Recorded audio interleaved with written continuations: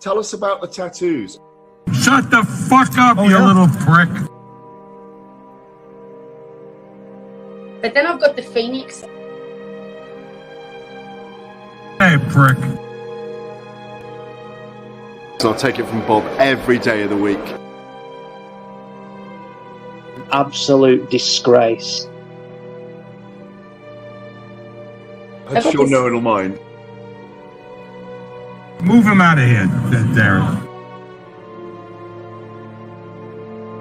Ricky Hatton didn't go over for his fighter because he risked getting abducted and sold into sexual I never said that. Both have been rape victims.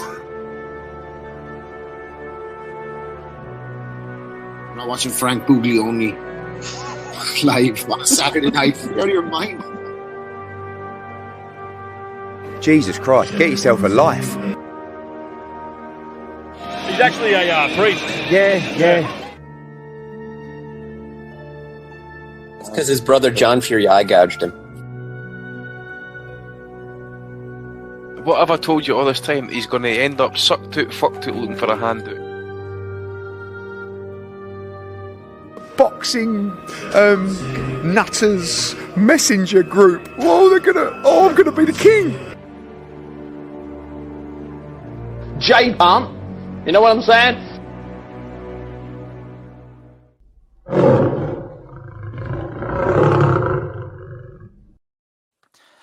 Welcome everybody to episode 501 of the Boxing Asylum Nuthouse. We made it through the 500.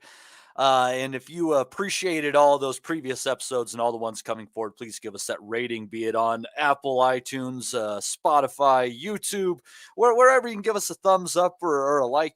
We appreciate that very much. And again, I'm going to pimp out Mr. Wellings and his little clip with Father Dave. I enjoyed the heck out of that, Steve. Also with us, Ozzie Smith, Andy Patterson. Big weekend of boxing that's just been behind us, and I think there might even still be stuff that's going on today. But for right now, let's go to the 168-pound clash for the WBA interim belt, in which John Ryder scores an injury stoppage over Zach Parker. Oz, I was kind of flipping back and forth doing what I could. Didn't get to see this, but just kind of sounded like Parker's blaming it on his hand, but it kind of sounds like the veteran took something away from the young guy. To me, that just kind of has that feel to it, as I can tell. Yeah, it was a really bizarre finish, to be honest. That there was no signs during, I think it was the fourth round where the injury happened. Where sometimes you see a fighter suffer an injury and you can tell immediately. Remember when we saw George Groves and he boxed on for basically a round with a dislocated shoulder. We've seen Audley Harrison box, with basically one arm as well. Other fighters, have got ankle injuries. With this one, with Zach Parker, his entire career with broken hands, just about. Well, exactly. And this one with Zach Parker, it was bizarre more than anything. I thought the fight itself started pretty well, to be honest. I thought Parker looked pretty sharp. He landed. He looked quick. His jab looked pretty decent as well. He certainly landed early on, both to the head and body of Ryder. Ryder also had his own success as well. But what I saw from Parker, he was moving a hell of a lot early on, a lot of sideways movement. It's like, he was under pressure straight away. And then it was I think it was in the fourth where he clearly suffered this injury. And he's just essentially, wave the white flag immediately. So I think he's come out, he's revealed an X-ray today, which has taken place. And it was a clean break to the metacarpal. So his hand's in a cast now. He's certainly not the only boxer to break his hand in the ring. And basically, quit is probably the only way to describe it. He has ultimately decided to stop. Many boxers have boxed through, with hand injuries, but he deemed the pain too much. Had it have been, perhaps later in the fight, would he have continued? Who knows? But ultimately, he probably feels that one of those really, he's not going to do himself any justice boxing with one arm. That saying, when he boxed Darryl Williams, which we spoke about last week, he pretty much had one arm then. you know, because he bust his shoulder completely in that fight, but continued and you know, showed his, you know, warrior mentality and battled on. This was different on this occasion. It's hard to say, you know, whether he felt the pressure or something like that. Ryder certainly had, you know, won the fourth without a doubt and starting to get to grips with him. Was certain, you know, he's relentless. He's got a style now, which I think will be a difficult night for the majority of 168 fighters. And it's nice to see, you know, that John Ryder's getting a bit of, I wouldn't say lady luck, but, you know, rub of the green, you know, like for a fighter, you know, who arguably, you know, lost a debatable decision to Billy Joe Saunders. For me, beat Jack Armfield and beat Rocky Fielding and beat Callum Smith. And He's was on the wrong side. Undefeated in like what, 7 years at that rate? Then Oz, Yeah, from the way you're looking at it. Yeah, for me, yeah. I was at the Fielding fight, and I wasn't. I would watch the Smith fight, you know, a couple of times. The Smith one was the worst one without a doubt. The Fielding one was closer, but I had Ryder winning, as did many. The Saunders one was, you know, was more debatable. It was close. Some people had him winning. I remember that fight, and I had Saunders winning by a couple, but it was incredibly close. So yeah, you know, he's starting to get a bit of the rub of the green, you know, probably in the twilight of his career, really. You know, beat Danny Jacobs, which was a debatable decision. Many had Danny Jacobs winning, and you know, let's have it right. John Ryder was a 2-1 underdog going into this fight. I said immediately that I rated Parker. I thought he's had loads of ability. However, I saw this as a 50-50, if not a Ryder being a favourite in this. You know, Ryder's been there, seen it, done it, boxed all sorts of styles. And Zach Parker hasn't. You know, he's got ability, but he's been matched carefully. And this has been a huge, huge step up. You know, realistically, his best win aside from that is probably Marcus Morrison, someone like that, or that Rowan Murdoch, you know, along those lines. So to step up to Ryder without having, you know, any interim fights, you know, at like European level was always going to be a tough ask. And it is a shame the way it ended. You know, I think, you know, if we were to ask John himself, you know, look, the win is the win, but did it feel right? You know, he'd probably say, you know, it's a bit, you know, like underwhelming is probably the best way to describe it, because, you know, I think no fighter wants to win like that. I remember Terry Flanagan won his world title because Jose Zepeda dislocated his shoulder, and, you know, the referee deemed it in competition, you know, so therefore it counted as a TKO win. And, you know, like realistically, you look at it and think, yeah, but yes, I'm champion, but there's ways you want to win. And I think, you know, winning on an injury in that way probably isn't the top of the agenda. However, will he care? Absolutely not, because he is in a fantastic position now from where he's essentially the mandatory to Canelo. You know, that is a money fight. And if Canelo chooses not to fight him, he will have to vacate the WBO title. And there's every chance that he'll be upgraded to a full world champion. And then, you know, the BA? WBO. It's the fight for last night was the interim WBO, but John is also ranked highly in the WBA rankings. However, now he's got his hands on this WBO title, I think it's incredibly, you know, we're not going to see him ranked highly in the respective rankings, but he's now finally got a bargaining tool. You know, he's got something that from where he's going to be put into a, you know, he's essentially going to be a mandatory for Canelo. And, you know, even if you are the mandatory, the payday is going to be fantastic. And by all accounts, you know, Canelo wants to come over. He wants to come over to the UK. We may well see next year, you know, Canelo fight John Ryder in the UK. You know, Canelo is talking about he wants to fight over here. And realistically, I'm not saying what other opportunities are there, but it could well be, you know, the best one. He wants to rematch Bivol, which will happen probably, in October-ish. So, you know, Ryder's going to be, you know, I've no doubt his management will be looking to enforce that as soon as possible, you know, when it's called. And yeah, it'd be great. I think it'd be great for the UK if Canelo does box over here. Arguably, it will go to a stadium as well. I think I've no doubt that, you know, people will want to come out and show it. And you know what? On fair play, if there's a fighter in that division, you know, particularly a UK fighter that deserves a huge, huge money payday, it's John Ryder. He's been, you know, great for us, you know, in terms of coming on all the time. We spoke about that. But again, and it's a saying I say all the time, he has proven on more than one occasion that one loss does not define a record, and records are just for DJs. He's suffered defeats, he's come back, and now he's in a fantastic position career-wise. And he's arguably, probably the best 168 in the UK. Absolutely, and he is in a good position for a payday. But I tell you what, many a man has given up on his shit. But Andy, very few men have quit on his stool. Your thoughts? Well, as I said to the guys there last night, it was very, very clear that he's looking to basically pull out the fight, quit as Ozzy says. It was a bit of a shocker actually, to be fair, as Ozzy mentioned some names there about fighters we've fought on in the past. I mean, who can forget Arthur Abraham fighting with a jaw hanging off, Calzaghe, as I mentioned, with numerous hand problems, Floyd, numerous hand problems throughout his career. Remember, who was it, Gennaro Hernandez, when he landed that right hand, I think it was on top of his head, and literally you could just see him kind of wince with the pain. Some fighters fight through it, and some just obviously either kind of like bail to kind of fight another day. But disappointing, especially that type of title fight as well. That meant a lot. And if Parker managed to see it out, part of me thinks really that it was starting to see John Ryder was starting to get on top of him. I felt John maybe had a wee bit of an issue with his moving kind of early half of that fight. But then I just think maybe the power was starting to get to him. John was starting to maul him a little bit, get him on the inside, land some good shots.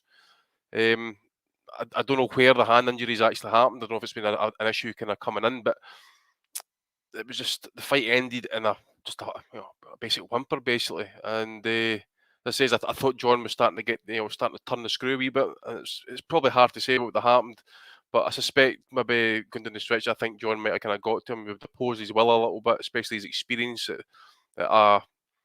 that type of level. So. Past experiences, obviously losing fights, knowing what to do. So, fair play to John. I think he would impose his will at some point, and the experience was shown in the end. I don't know if he'll say it, but I think he was a wee bit frustrated actually at the end of that fight and the way it ended. Obviously the way Parker went over to him and tried to kind of explain to him, broken the hand, and I don't know if it's just not a satisfactory ending, I suppose. And that, but as you say, Matty, it is what it is, and so. He moves on and hopefully does get that fight. Whether it happens in the UK, I'm not entirely sure. Again, we don't know about Canelo until at least next May. So happens in the UK though, it's a definite stadium fight, and I think that will do pretty well to sell.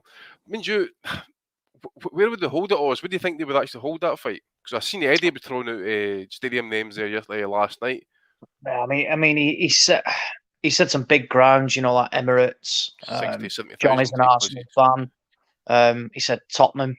It's going to be in London, and ultimately it's difficult, isn't it? For bigger fights, you see a real demand, for like indoor arenas, of like 35, 40,000 or something with a roof on, but they don't exist. It's incredibly difficult. So I'm not sure. I'm really not sure. But yeah, you're looking at where Arsenal, Spurs, I think Wembley realistically is out the equation.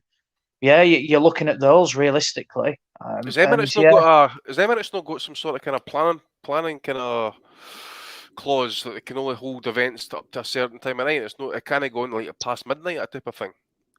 I'm not sure, but there's ways they can fix that pretty comfortably. I know that they've had to end shows previously. I'm sure Wembley early on was like that as well. And they had to end, I think it was Frochgroves before a certain time. Yeah. Otherwise, they got fined for it and things like that. So, yeah, I'm not 100% sure where it would go. I mean, look, it's all right saying we'll bring it over here, but Canelo costs money. Mm-hmm. And, it would be a huge ask. But if he wants to come to the UK, that's half the battle.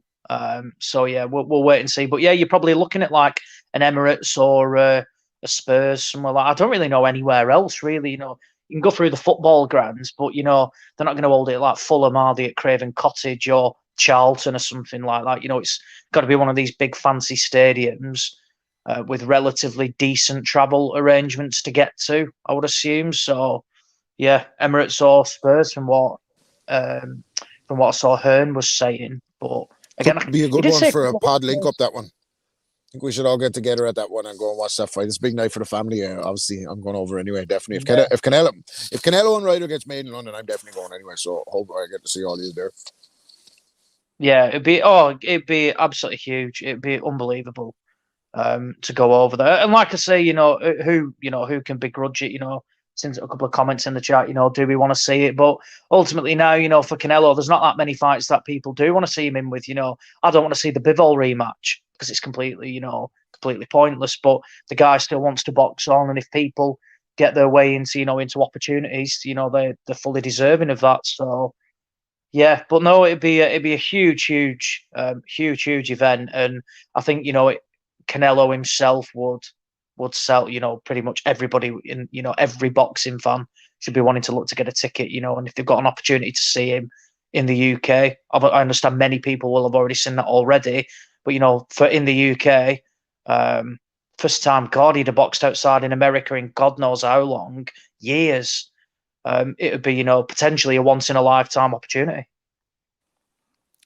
Beat Bop Boop throwing in 449 says, "So boys, Eubank dancing in the town hall, the best thing ever, or a guy who is mentally struggling. That was brilliant when he had the lighter. I haven't seen this. I've not seen it actually either. Actually, someone needs to show it. So send it to me. Actually, I've not seen it. Yeah, you got that. You got a link to that. Throw it in there, Mr. Beat Bop Boop, and we'll take it, and we'll definitely take that super chat too. Thank you very much, sir. Rob, why don't you give us your thoughts? It must be a very happy day in the Kelly household.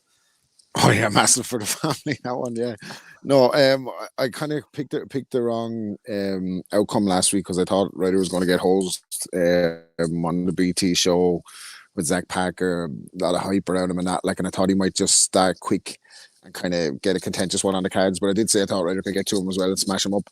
So I think it was heading that way. I'm with the boys. I think Parker felt fire probably last night that he hasn't come up against in his career, and he jacked as far as I could see. Not jacked, but maybe just didn't have the ball or the stomach for it when it got when he was showing a bit of adversity. But you can't kind of begrudge Ryder. The outcome, it's a fight I kind of said last week, it was a bit of a sideways fight that could have fucking totally derailed him. He's worked so hard to get into this mandatory position. He should have had his fucking world title already. Been on the wrong end of decisions, as we've seen a couple of times in his career, and it would have been just so unfortunate if he got this far and then been derailed by the likes of Zach Parker. So the fight's out of the way now. He's got the win. Probably wasn't the way he would have wanted to win, but I'm all for him fighting Canelo, man. I think if any 168, there's 168 pounders who fought Canelo like Yildirim and all that. If you're talking about guys who deserve to fight him, look at some of the opponents that Canelo has taken in between his bigger fights. They haven't been on the same level as John Ryder. So if he gets a chance for Canelo to come to England and fight in a big stadium, massive payday, set him up for life, fucking fair play to him, man. It'd be brilliant for him. And I definitely love to go and see Canelo fight. So it'll be one I definitely want to go and see and possibly link up with all you at it as well. So it'll be good. But yeah, that's me. I'm out at the Outlaws now at the moment, actually. So I'll jump back on a bit. Yeah, that's all I need to do is go over to the UK for the first time and have Rob get me deported somehow. That's exactly how I want to have experience. So, actually, that'd be a good time. I've been looking for an excuse. So, but anyways, Steve, I know you missed that one. Oz, why don't you take us through that undercard right quick, and we'll move along into the next card when you're done with that. Yeah, so the undercard was okay, actually. Hamza Shiraz probably put in a career best performance. He just absolutely battered. It was basically overmatched against River Wilson Bent. It was just pretty much a demolition. He couldn't miss. Every shot, he landed was, just huge, shot after shot after shot. And fair play to Wilson Bent. He tried to soak him up, but in the end, Shiraz was just too good, too precise, and got him out of there in what he should have been doing. I'd like to see a big step up now, personally. They keep talking about how good he is. I don't mind these these sort of fights if he's remaining active, but let's see a step up in the levels now. Either fight for a British title. Wilson Bent realistically is probably you get away with it as possibly a first defence, but I'd say he's more English level. So yeah, you're looking at likes of Kieran Conway, Danny Dignam, people like that, even Anthony Fowler around that. Or if you want to look up in the European side of things, Andrei Sirotkin, boxed John Ryder actually over here before. I think would be a solid step up. Only lost twice.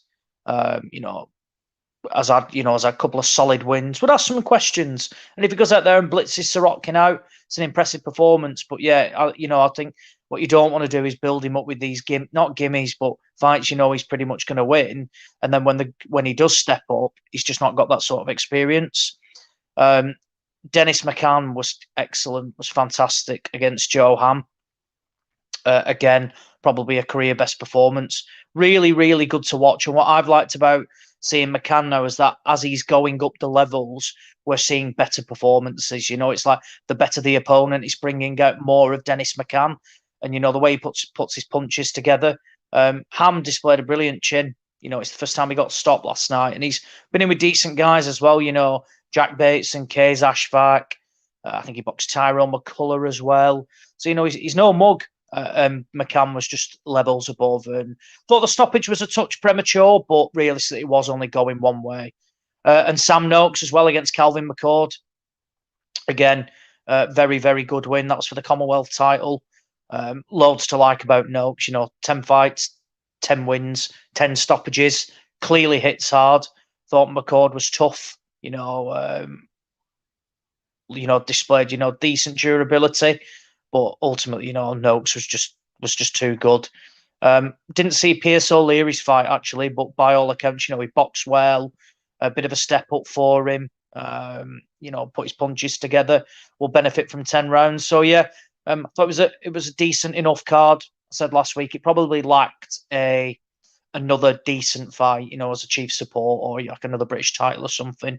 But it is better from what we've seen. Doesn't make it brilliant or acceptable, but it is better, and there were some decent enough fights on there, which, provided entertainment. But realistically, it was all about the main event.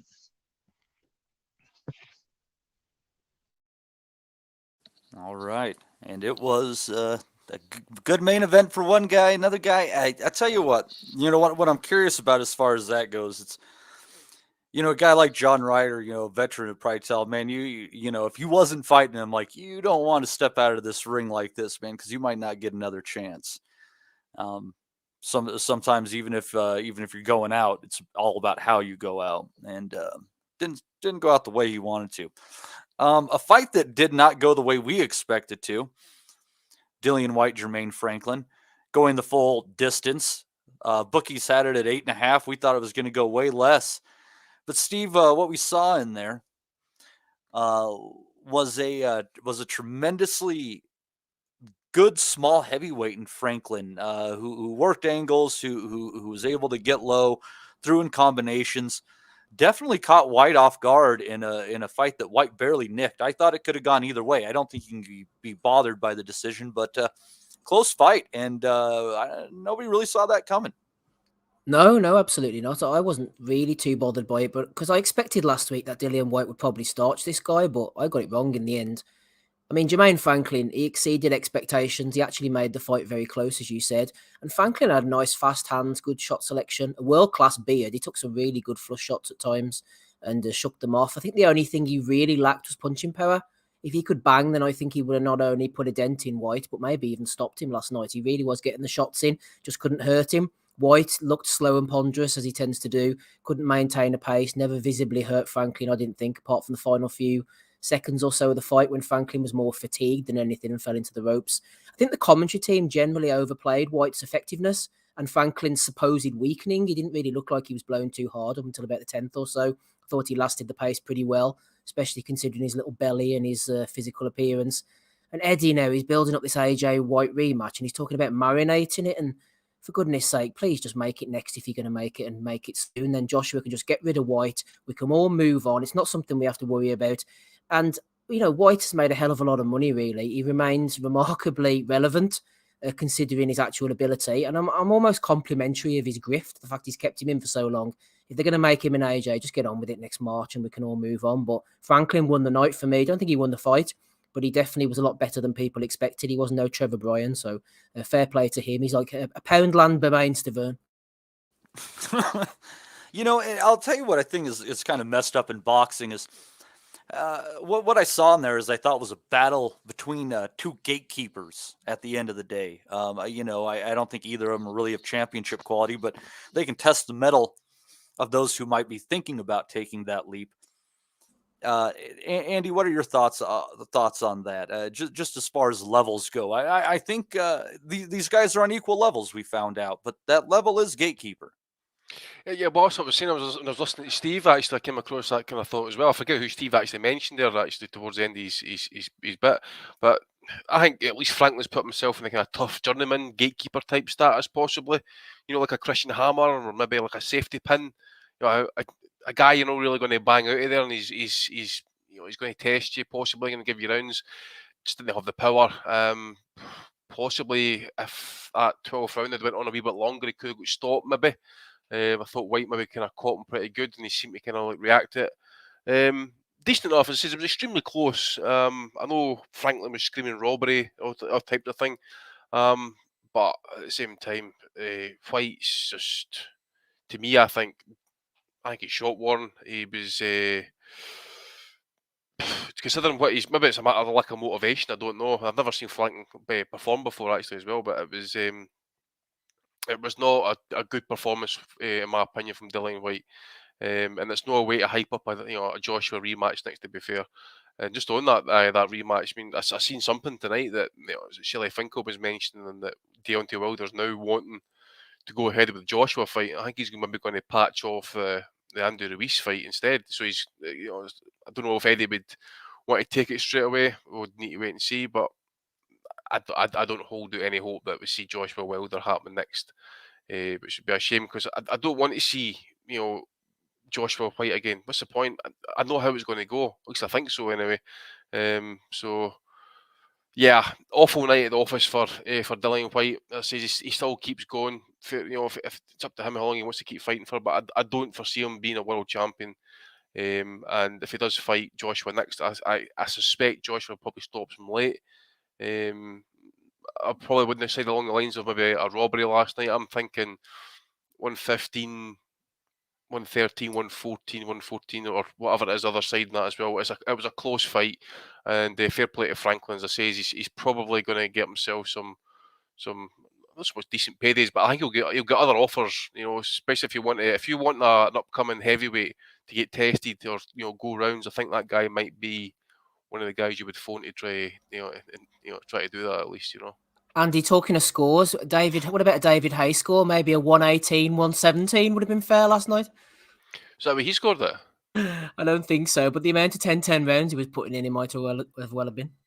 Well, I noticed it was one of the judges had it 115, 115. So he's found a couple of 10-10 rounds there as well. I'm not a fan of them. Even rounds are weird. I kind of think that half point system they use in I can't remember. Maybe in Argentina they used it with WBC or something like that. I think half points are fair. Like if nothing's really going on and you can't figure it out, that's fair. Used to have half points in the UK up to I'm sure up to at least as late as the 70s. Didn't Joe Bugner beat Henry Cooper by half a point back in the day? Aye, something along those lines, mate. And then you obviously had the WBU. You used to have the 20-point must system. Remember that one? Jesus fuck. Yeah. That's a really impressively high score. If you go and look at the scorecards for someone, you look up for Shane Airy against what was the guy that he fought in the UK, Steve? Was it Mickey Ward? Mickey Ward, yeah. Yeah, check up the scorecards for that fight. I think it was something wild. 20 points must system. But I'll hand over to you, Matty. Just now, there's somebody come on the call there. Fantastic. Let's see here. Well, joining us for the call today, the new super middleweight WBO interim champion of the world, Mr. John Ryder. John, welcome. How does it feel? A little anticlimactic, but hey, you walked away with the W, walked away with the belt. Yeah, I think that's the word to describe it. Anticlimactic, was it? wasn't the end I'd dreamed of and imagined. But yeah, we'll take the W at the end of the day. Now, were you shocked when Parker just stopped in his corner? Do you think it was really the hand, or do you think that something of just that wily old veteran took something away from the young guy and he just decided to bow out?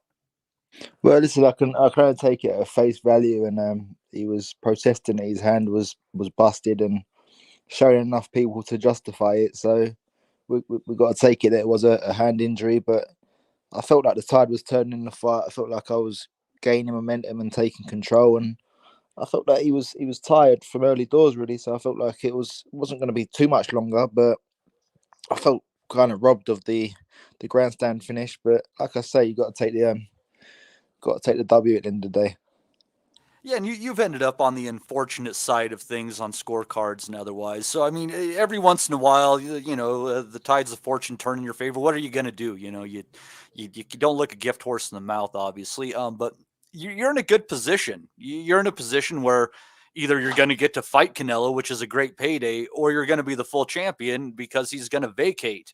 Are you excited about what your next fight is going to be and how meaningful it's going to be for you and your future moving forward?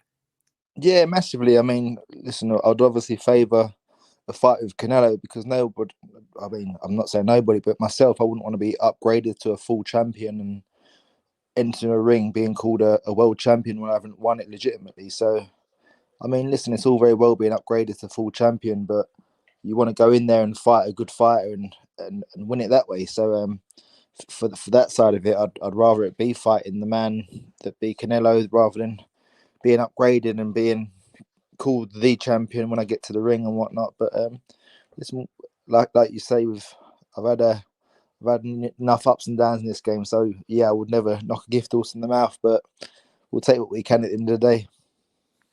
Now, you mentioned you really want to fight with the people who matter in the division, the Canelo. You want the fights to be conclusive.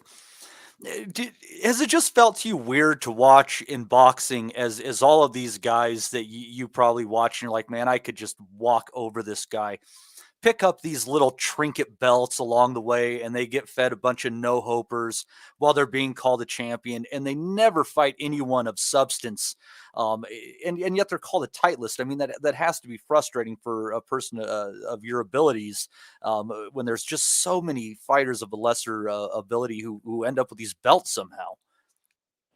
It's just, I suppose that's the side of boxing that we don't like. It's the politics and I suppose the gamesmanship to get to the into these positions, and I suppose being in with a certain governing body can get you these chances. But I'd rather do things the right way, and like I say, you got to beat a champion to become a champion. So all this fighting for titles that you've been upgraded to, I'm not really a believer in it. I have a lot of respect for that. Never taken it the easy way. A lot of respect for that. Oz, I bet you have some questions for John. Why don't you go ahead and shoot? Yeah, I mean, you've answered quite a few of them already, but I think that's probably the best way to describe it. But have you ever been involved in a fight where it's kind of ended so similar before? And there's been a lot of talk about Zach Parker's power going into it. And he did land, he had a bit of success early on. What did you make of his power in compared to other fighters that you've been in with? I've got a sore elbow, so that must explain a few things of shots I was catching around the body. But I mean, yeah, I think compared to the likes of Danny Jacobs, he probably hit a lot harder than Danny Jacobs. I was surprised at the lack of power Jacobs had. But I mean, compared to the Smiths and the Fieldings, I suppose he was not far off, but he wasn't there with the snap in his shots that they had. And did he? And it's difficult to go into so much because it ended so early as well. But did he do anything that you didn't expect, or were you surprised how? I mean, we spoke before about how much he was moving as well. Was that a surprise, or do you think that was just a bit of his nervous energy, or pressure? Probably the right way to describe it.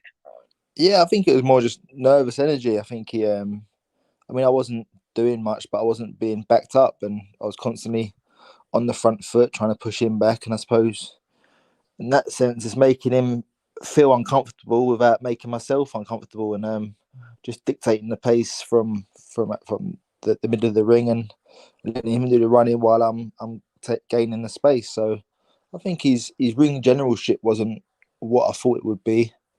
He was lacking in that department to an extent, and I think that's what played the part. The side to side movement, I think it took a lot out of him, and he's very tense at times, and even the jittering from Southpaw for orthodox too often. I think he just running out of a plan B. It was just trying to confuse me, but more so probably confusing himself. I think it was in the fourth as well. You started to land, not all the time, but find your range in particular. Do you think you could have got him out of there the way you were landing with so much success? Yeah, I mean that's what is the real gutting thing. I felt like the tide was turning. I felt like I was getting on top. I was landing the double jab with the backhand, and the gun shield ended up in Rose Ed at one point. It was just I felt like it was coming. The end of the fourth round, I caught him with a good couple of shots and caught him with a good jab at the end of the round as the bell went, and just looking to build momentum then. And I just felt like every round he slowed down that a bit, and I picked up the pace. So I felt that 2 or 3 more rounds could have been it, but we'll never know now. I mean, I said before you just jumped on as well. I mean, it was anticlimactic and probably disappointed might be the wrong word, but the biggest thing is you got that victory, and it propels you into position now from where you're basically the mandatory for Canelo. I know Eddie spoke about potentially bringing that fight over to the UK. Where do you think it's realistic in terms of a venue? I know he spoke up like the Emirates, potentially Spurs as well. Is there any other realistic ones, do you think? And when do you think it could take place? Has he mentioned anything so soon already? I know he said he's spoken with Eddie Reynoso already, saying let's make it happen. Listen, nothing cemented. It was all spare at the moment yesterday. I was talking to her for her names, and then there was a phone put in my face with Eddie on the other end. So it was all spare at the moment. Nothing was pre-talked about as such. So I mean, I'd like to sit down with Eddie soon and see what the real plans are. But listen, if a fight of that magnitude with Golovkin, I'd love it to be London. It'd be great to be at Wembley. I'd even take it at Spurs. It's meant to be a great stadium, so why not? But listen, Vegas, I'd go to Guadalajara if I had to, or the Azteca. But it's a fight I'd be willing to do anywhere. Is activity a big thing for you now, realistically, as well? Because I know that, realistically, aside from 2019, I know you've boxed twice this year, but again, it was somewhat up in the air where you were going to end up boxing. Because obviously, we'll get onto it in a minute. But I think, is it a case of you looking to get out, potentially March time, unless a Canelo fight is guaranteed for say May, just to keep that momentum going now, rather than sitting on the sidelines waiting around for other people to make decisions? Yeah, definitely. I mean, like I say, there is still other good fights out there for me. The Munguia fight, the Belanga fight, there's still good fights that have got the potential to be there. I mean, it was important to get this Zach Parker fight locked in and get this title, and these other fights would still be there. But I mean, I suppose I don't want to be sat out for 6 months again. I want to be back in camp, get Christmas out of the way, and be straight back into camp and focusing on an early date for the year. But I mean, listen, if they're saying Cinco de Mayo in London, Vegas, or somewhere else, then we're not going to say no. We're not going to take a warm up in the meantime. We're going to put focus on that solely. You and Munguia is an interesting fight there. I mean, I am blown away how he makes 160 pounds. That's a big boy you're going in right there. But he's definitely been showed some tricks in the ring there. I think Dennis Hogan might have had a fair shout to say he beat him. That's an interesting fight for you, man. Is there something that you've seen with Munguia where you're like, oh yeah, I like that? Well, I feel that it's just you see a lot of the people he's been in with, they're not up to the level of, I mean, at light middleweight, he was fighting good fighters and the likes of Liam Smith and others, and then he's gone up to middleweight and he's not really gone back at the level he was operating at. He's been on the lower level of the world the world level. He's been picking up the top 15 rather than the top 5. So I think he just needs to up his levels a bit and put more of a test on himself. I don't think he's going in with the elite at the moment. I think he's just trying to rack up a record and trying to rival Mayweather as such. Well, that fight was mentioned, wasn't it? And there was it was a distinct possibility instead of the Parker fight. Well, what actually happened with it? Because I think it was fair to say they sent, a pretty concrete offer over, and then it all just seemed to go quiet, and Munguia ends up in the ring with this no-mark Argentinian, which, he's not even, I wouldn't even say he's British level, from our perspective, never mind, potentially world level. What was it like dealing with Golden Boy over that potential fight? Well, yeah, I mean, it was all set. I think it was for October 29th, the initial talks were, and we was pretty much agreed and whatnot. I think they were saying San Diego, and then it was that Munguia was in contract disputes with DAZN, and then that not Golden Boy, but his other promoters had tried to switch it to another opponent. So that's where the disputes were coming from. So that, as far as I know, that's where it got to. And then there was talks again further on in the year to make it for this next date. But then it was really dragging the heels, and the option come for Zach Parker, and it was just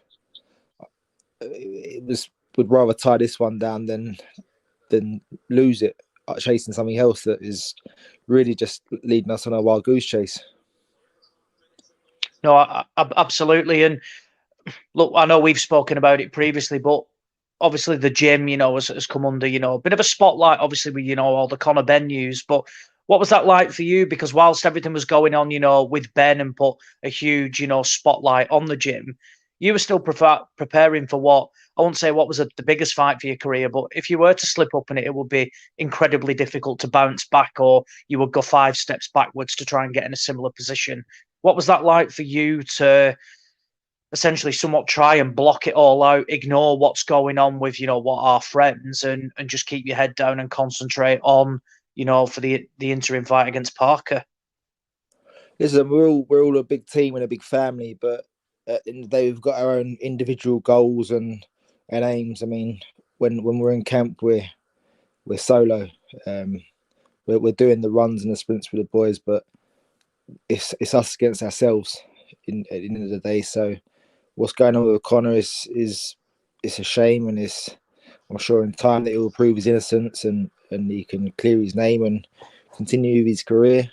But I've got to focus on mine. Mine's going to be a lot more short-lived than his. I'm 34 years of age now, so I've got to strike while the iron's hot, and I intend to do that. Tony's a consummate professional, and listen, his mind's off on Conor and what's going on, but when he's in that gym, he's there, he's present, and he's focused on me, and we've got the common goal of this fight. Brill. No, that's everything from me, Matty. Did anyone else on the panel have anything for John? All right.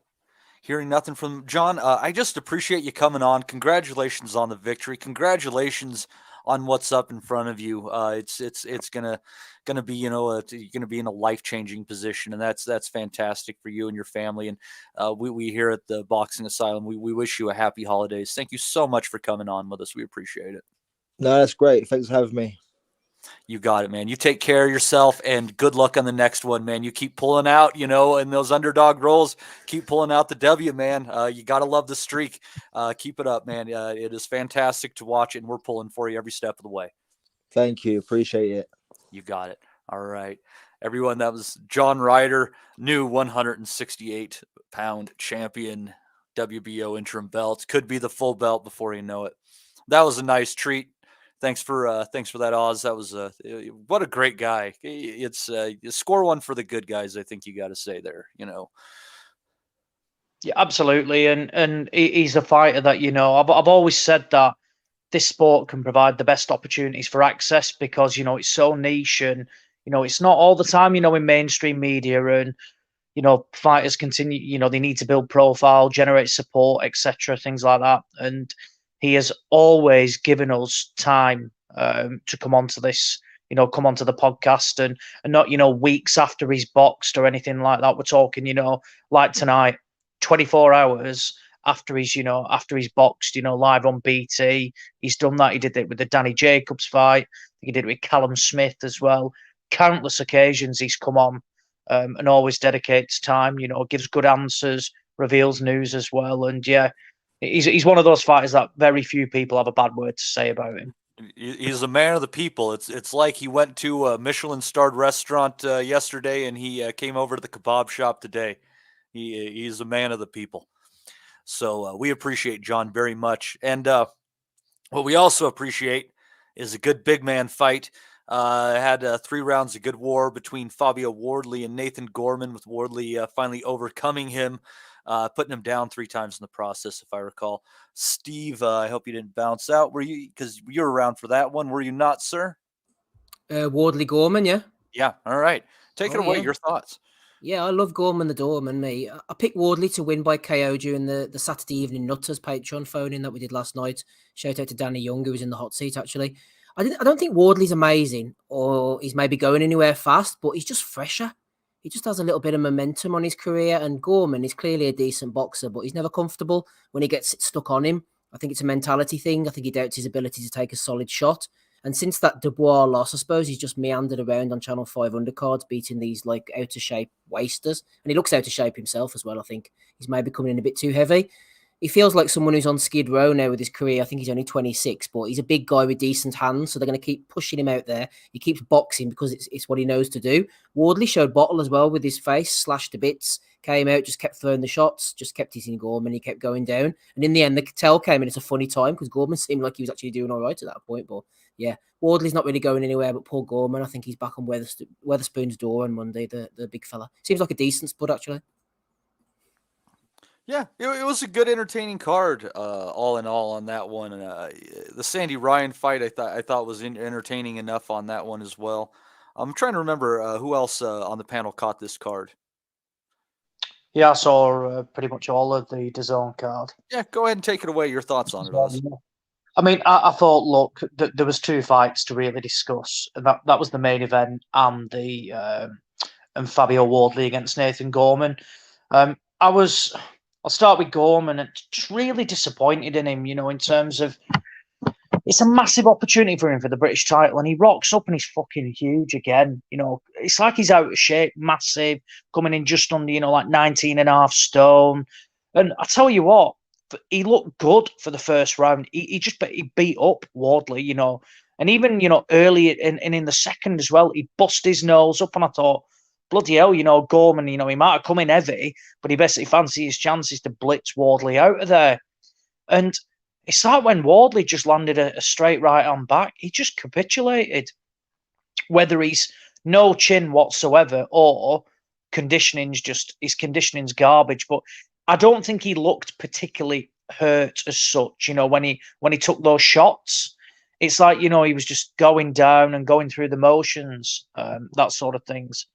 So, yeah, it was an odd performance. I honestly don't know where he goes from here, really, Nathan Gorman. I mean, his career is just, has been, I've always rated him. I think he's got good skills and he can box. But, it's like since the Dubois defeat where I know he had personal issues going into that.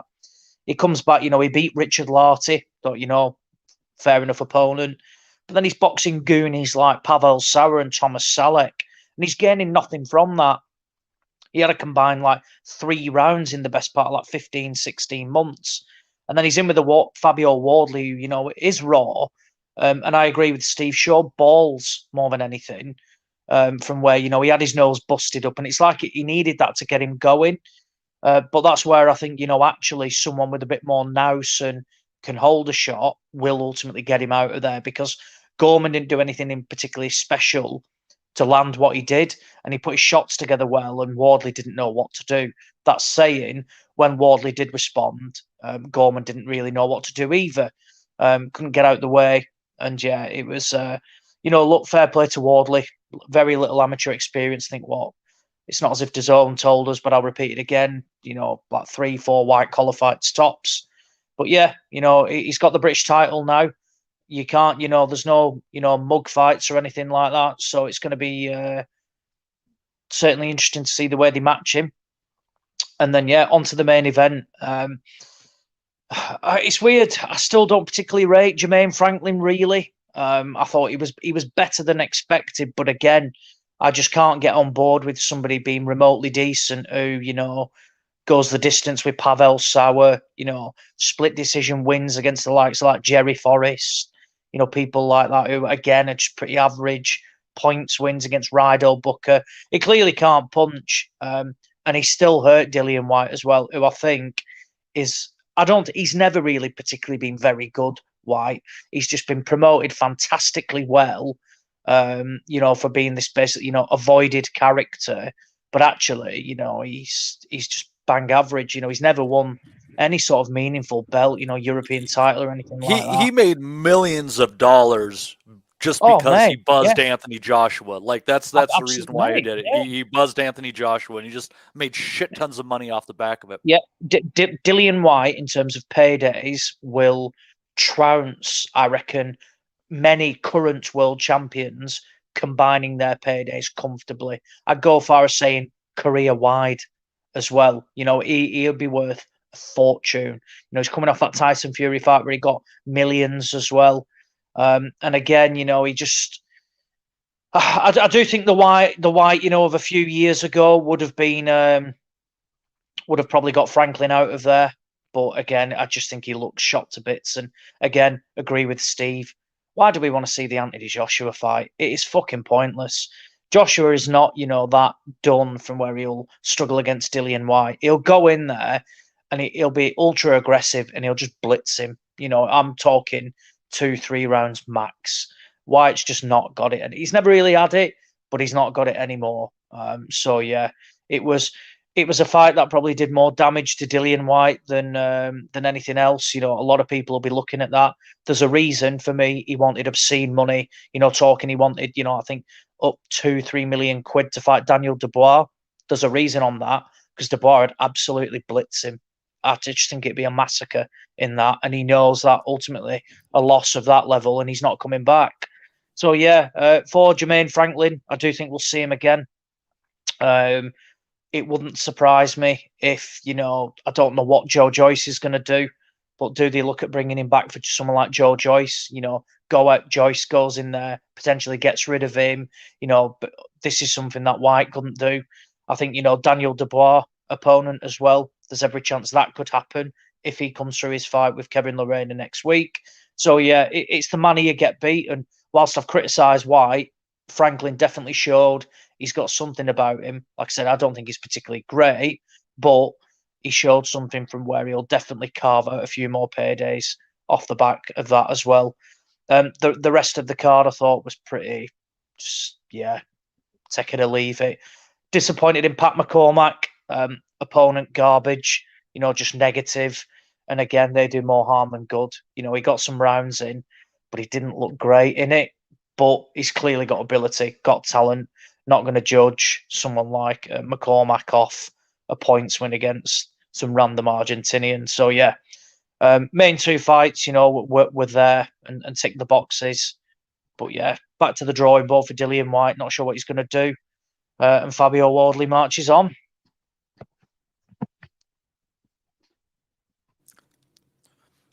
Rob, are you even here, or did you go somewhere and you just left your shit on?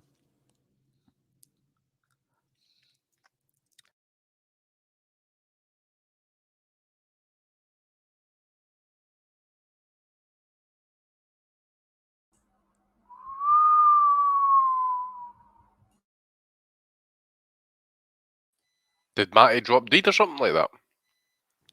Oh shit! Sorry, Matty, did you go somewhere, or did you just leave your shit on? I was on mute, just yapping away to myself. It was beautiful, but anyways, you guys never hear it. Who do we? Let's see here. Who do we have on? Is that Ben Faruqi with us now? It is indeed. Ben, welcome aboard. What brings you to us today, sir? Well, I've just left the boxer event in Alexandra Palace, and I'm heading home. I won't be home until 2 a.m. So what better to do with my Sunday evening than spend it talking to you chaps? Fantastic. How was the event? Yeah, it was good. I mean, it was good as far as Adam Azim's performance was good. I was running around for a whole load of it, so I didn't get to see everything. Got to see a little bit of Lawal's fight, but not much. What else did I see? I can't even remember what else I saw, to be honest with you. That's how busy I was running around filming bits. But also Hassan's fight. So Hassan Azim was improved from his outing in Bournemouth. You know, he had his man hurt in the first round again, like he did in Bournemouth. In Bournemouth, he sort of, you know, punched himself out, trying to get rid of Jacob Quinn. But here, he sort of he realised he needed to stay composed and take a step back, and he didn't go all in. So that was good.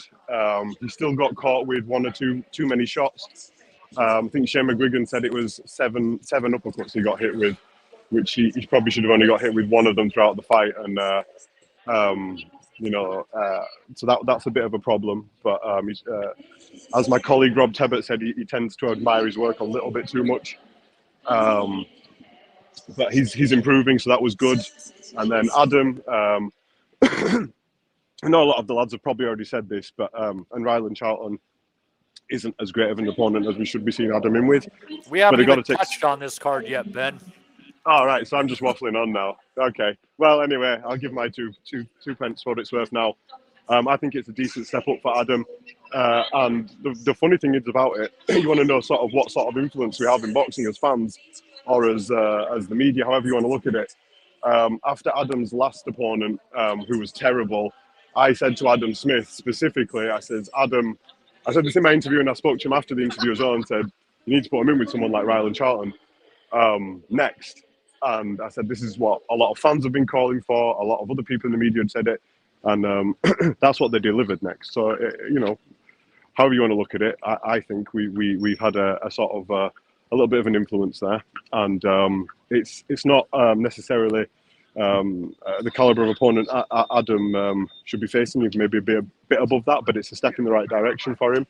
And it makes him look fantastic. So, you know, it's only going to boost his confidence, help grow his fan base. And yeah, just one other thing on tonight's event. It was really interesting. It was at Alexandra Palace. Some people might have been there for the darts before. One or two of you might have been there for the boxing when they've had one or two events there. But what was really good about tonight's event was behind the arena where they had boxing, they had a sort of like a food court almost, where there was loads of food stands and a bar and loads of tables to come and eat. There was a little ring in there. I think there was like, you know, a few other like stands for merchandise and things like that. So in between fights, you could go out there, and it was a much, much better atmosphere than, say, just the one I was in last night at the O2 for John Ryder versus Zach Parker. How much for a slice of pizza, Ben?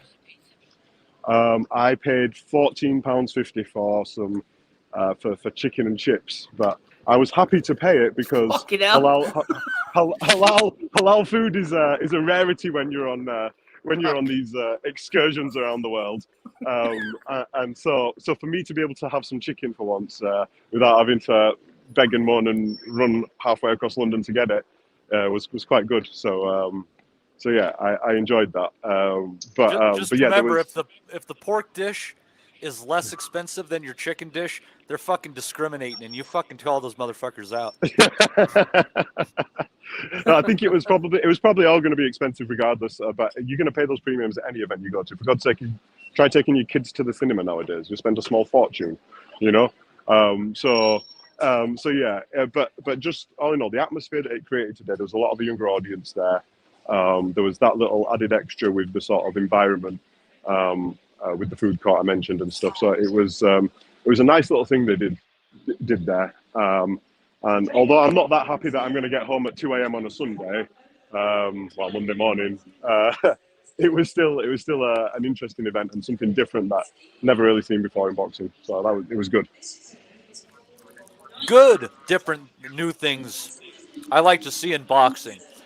It's the porn stars fighting hookers on pay-per-view that I can't get on board with. So, Friday, there was a card. Rather than ask around it who saw it, whoever saw it, go ahead and jump in on this one, because I have no clue what happened. I know it was headlined by Harlem Eubank, and that's what I know.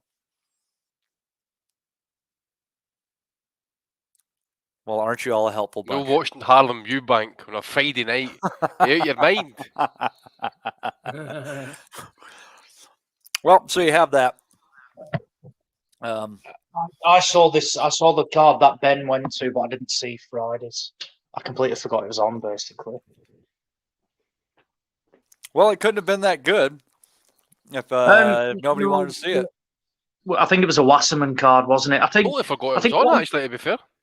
I know. I think one thing I would say, though, about the whole thing is that there is a real issue now in boxing from where promoters, for me, have got to start working together. There was 4 shows in London this weekend. Friday night, 2 on Saturday, 1 today. And I reckon you could combine all 4 attendances and it wouldn't have filled the O2 at 20,000. 100% you're right there, Ozzy. 100% I know you're it's I know it's a niche sport, but now more than ever, it's incredible. It's going to be difficult to sell tickets because there's a cost of living crisis in the UK. People have not got that excess cash, and then when you are looking to go to shows, what you don't want to be doing is having a toss up between there's 2 shows in the same bloody city. It's not as if one was in Manchester, one was in London. You had 2, the Whyte show and the Parker show, both in London. You've then got, the one the night before, one on Sunday. And I think the board, potentially got something to answer for as well. Because it's all right saying, TV have said we've got to run on this day. Bullshit. Absolute bollocks. Because when promoters are easy enough to can shows, it's not as if, they stay on because BT need to fill a slot. They'll put something else on. Same with Sky. DAZN's a fucking app. It doesn't matter. You can put boxing on every day or you don't run anything. The app doesn't stop. So I think, something's got to change next year from where we don't want to be seeing, particularly 4 shows in London in the space of 3 days. And we're not talking, like one small hall show and then a big show. 3 were mainstream, TV somewhat. And then one was, I think one was that Wasserman show on Channel 5? So 4 actually, all on main TV. And again, you've probably not got 20,000 across the 4 events. And that has got to change because it doesn't do anybody any favours whatsoever. And already there's talk next year of an immediate clash in January. So we've got Anthony Yard against Artur Beterbiev on January the 28th. And Eduardo has announced that he's looking to run a show on the same day as well. Why would you do that? What is the benefit to doing it? What is the benefit to doing that? I tell you what, and I'm just thinking it's rare you see it from memory, more in America, that the bigger shows clash. Whereas actually in the UK, it seems to happen pretty much all the time now. It happened a lot. Well, and this is a good lesson to learn. It happened a lot when HBO and Showtime were going head to head, and HBO no longer has boxing. So a cautionary tale for Mr. Hearn, if he wants to take a look back. History doesn't always repeat itself, but more often than not, it will rhyme, right? Absolutely, and again, like what he's on about running Lee Wood on the January the 28th. Well, why? You can't, like the week before you've got Liam Smith against Chris Eubank. So either go the week before that or go the first week of February or something like that. And, it's sort of saying, we've got dates to fill and, things like that. It's just, these things can be avoided, by simple communication. And I will say that it seems that communication is improving, but still though, it's, It's still terrible. And you know what, Ozzy? I was talking about this today with some of the guys in the media and the consensus opinion really was that that it's just done on purpose, and I'm not pointing the finger at X, Y, or Z promoter because they're all as bad as each other really, but everybody's trying to stifle each other, like you said, rather tin working together. And like Ozzy said, it doesn't benefit anyone. It doesn't benefit the fans. It doesn't benefit the promoters. It certainly doesn't benefit the fighters, and it doesn't benefit us in the media because, like this week, we had Andy at the Matchroom show, me and Rob were at the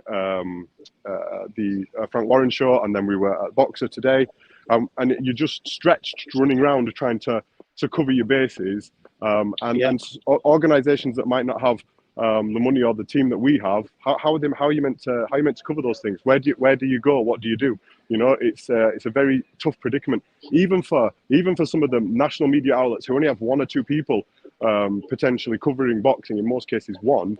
What are they meant to do when there's 2 shows on one night? And so it just creates huge issues across the board. You even think of people who might be doing like Mike, who puts the rings up and stuff. Must be a logistical nightmare for him on a night when Eddie and Frank are going up against each other, and he both of them are his clients, and he just stretches people thin. So just across the board, it's a farce that they keep on doing this. But like you say, communication is slowly improving. But it needs to be vastly improved across the board, and quickly as well. I mean, and it's a shame that they aren't working across the aisle, because they could make everything work for everybody. Yeah, you owe so-and-so some dates. Yeah, you owe so-and-so some dates. Well, why don't we not clash and, offer a card on a Friday and a Saturday, and we'll send one of our guys over to fight on your card. You send so-and-so over here, and we don't have to deal with any of the bullshit. And it could be very mutually advantageous. But everybody is just trying to protect their fighters, and they don't want them to lose on somebody else's card and lose their luster. And so instead of getting all of these fights potentially by people working across the aisle, we basically get none of them. And it is bullshit. I'm not going to disagree with that. What is also bullshit is that sometimes the only way these fights come together is if you have to pay for them on pay-per-view. Such was the case when I watched the card last night between Jose Zepeda and Regis Prograis, with Prograis pulling off an exceptional 11th round stoppage over Zepeda in a fight that was sometimes competitive, but where Prograis pretty much made himself the boss. His jab doing most of the work for him. Prograis showed at the age of 33 still has exceptional speed. He was able to negate Zepeda's reach advantage quite easily. Just a very strong performance. And I'll tell you what, I think, Steve, this is probably the best win of Prograis' career. The best win of Prograis' career. Yep. Best performance anyway, I put it that way. Yeah, no, Andy's right. Yeah, it was the best performance. I thought he would win on points. I actually expected Zepeda to be competitive early doors and then Prograis maybe take over gradually, but I thought it was barely even close, as Andy says there. Barely close aside from the odd round here and there when Zepeda managed to get through. Prograis was just too fast and skillful, and it was his movement that bothered Zepeda. Zepeda was pretty static, very flat-footed. He was like waiting for an opportunity to land the perfect shot, but his opponent, he was just in, out. And by the time he unloaded, he was away again. Ray Mancini on commentary made a good point, actually, Matty. He said Zepeda was probably lacking a bit of sharpness due to inactivity. And I'm gonna jump on that one and say it's true, because I'm always a great one for fighters fighting more often, and Zepeda's been grossly inactive. And if you're someone like Ivan Baranchik, or that other fella, that Jose Vargas, who stands right in front of Zepeda, he's going to have success. But Prograis, as I said, just kept moving constantly, jabbing to the body. Then he was upstairs again. Very fast hands, accurate combinations. He never let Zepeda settle or plant his feet to throw those big shots. So fair play to him. And Prograis becomes a two-weight world champion, they were saying, which is good for his legacy, but pretty meaningless in the wider picture. It's about names, not titles for me. And given that Zepeda pushed, Jose Ramirez close for 12 rounds, getting the stoppage win there was a real statement for Prograis. I'd like to see him inch away from Probellum now, which is just a waste of time, and towards the winner of Teofimo Lopez against Sandor Martin, who's replaced Pedraza. Well, and I think Prograis had a hell of an argument against Josh Taylor, too. He did. I thought Taylor won fair. It was close, fair decision, 7-5 for me. And I think Prograis came out of that with a lot of credit. He boxed very well on the night. I think Taylor just grinded him at all the right times. It's no doubt Prograis skilled. He just makes a fuck up of his career. Anyone who dangles a bit of cash in front of him, he runs after it, and then he puts it into Mexican timeshares. You wonder why. You wonder why no major promoter has ever took a bank on him. He seems like a PBC fighter for me. You just see him slotting in there, but they've never touched him for some reason. It's strange, though. Yeah, and he matches up really well against their talent. When I was watching that fight, I was like, man, if Tank decides to venture up to 140 pounds again, man, Tank and Prograis, that would be a hell of a fucking fight. Yeah, that's a good one. If Tank ever fights again, we'll be grateful. Well, it's funny, and there must be something that they just have a hard time working with him at PBC, because I remember they were talking about Prograis against Thurman at 1.2, and that got scrapped. Thurman had probably fought already over that 24-month period, Matty, so he wasn't due another one. Isn't it hard to believe that he's probably going to get Errol Spence, though? After one fight in 2 or 3 years, he's getting the Spence fight. Patience is a virtue. Patience is a virtue, Andy. Aye. Also on this card, a good women's fight between Yokasta Valle and Eveline Bermudez. One of the cards was even. The other one's for Valle. I thought Valle won it cleanly, but it was a good, fun fight between more of a loop and puncher and a straight up and down boxer. Good exchanges multiple times in this fight. Definitely think this one's going to qualify probably in I probably think it might be one of the honorable mentions for Women's Fight of the Year. It's definitely not top 5, but it's a pretty damn good fight, actually. I enjoyed the heck out of it, to be honest with you. Also on that card, what was a really entertaining fight, Charles Conwell just not being able to take out Juan Carlos Abreu, who is one of the toughest sons of bitches that I can recall seeing, just eating bombs. The only man to ever stop him, Boots Ennis. Yeah, I'm going to say that's interesting, isn't it? Ennis smashed the shit out of him. And Conwell's another one, Matty, sorry to interrupt you. He's never been picked up either, former Olympian. He's had to sort of scuttle around DAZN undercards. I think he fought in that Ring City thing, a couple of fights on there as well. He's always looked good. He's beaten a lot of undefeated fighters, and yet he just can't seem to get a break. He's another one nobody will touch. Yeah, and I'll tell you what fight when I was thinking he's 154 if I recall. I was thinking him and Castaño. That'd be a good fun fight. I think that's a good blend of styles there. Yeah, very similar styles, I think them two. Yeah, in a lot of ways, absolutely. Going to the inside fighting for angles could be a fun fight. But Abreu, just a tough son of a bitch, ate some absolute bombs in that fight. Incredibly tough guy. But Conwell, onwards and upwards with him. Did you have any other thoughts on this card, Steve? I'll have a quick word on the heavyweights, if you don't mind. I'm looking forward to see the progress of this Bakadir Jalalov. I know he was a good amateur and all. He's a big Klitschko fan, and he kind of drops that pouring, lazy jab, almost pushing it into his opponent's faces like a pugil stick from Gladiators at times. Reach. Yeah, he's absolutely giant, but I prefer him, Matty, when he uses his size and power and really steps into those shots. I think he looks good then, on the front foot, letting the rights and lefts go. He looks a dominant force. Quick word, though, for Curtis Harper. Fuck Curtis Harper, man. This is this waster, fat waster, as Ozzy would no doubt say, who climbed out of the ring against Effie Ajagba, and he was at it again here, dropping a double headbutt when he couldn't compete, throwing his toys out the pram. He looks and acts like James the Hammer Butler. If Butler came back out of prison now, after his stint in prison, for killing Kellerman's brother, all fat. He's even got the same haircut. Just an erratic nutcase, Harper. And they should leave him wherever he is, man. I'm not a fan. Dude, I'll tell you what, though. If there was any justice in the world, Steve, that first knockdown he suffered, man, that was pure power, just rocketing Curtis Harper back from Jalalov right there. I mean, that left hand was just straight as a die and right on the chin. And that was a forceful punch. Harper can take a shot. I'll say that. That would have completely discombobulated many other heavyweights. Yeah, and do you know what was good about it? It reminded me of Benavidez. He quickly changed the levels of speed really explosively. He was sort of plodding along, knocking the jab, and all of a sudden Harper dropped his hands for a split second, and Jalalov was straight in, bang on the chin, as Jim Watt would say with that left hand, as you say. Really explosive. I love that change of levels from Jalalov. Can I just ask 2 questions about Jalalov? So, first one is, he's with Probellum. Couldn't get on the UK card over here for whatever reason, so he's ended up on this Marv Nation card. Make of that what you will. The Nation of Marv, Ben. What do you have against it? I have nothing against the Nation of Marv. I know very little of the Nation of Marv, but anyway, so he's with Probellum now. Obviously, that raises a lot of issues and problems. Now, my understanding is Probellum fighters can step out of their contract if they want, but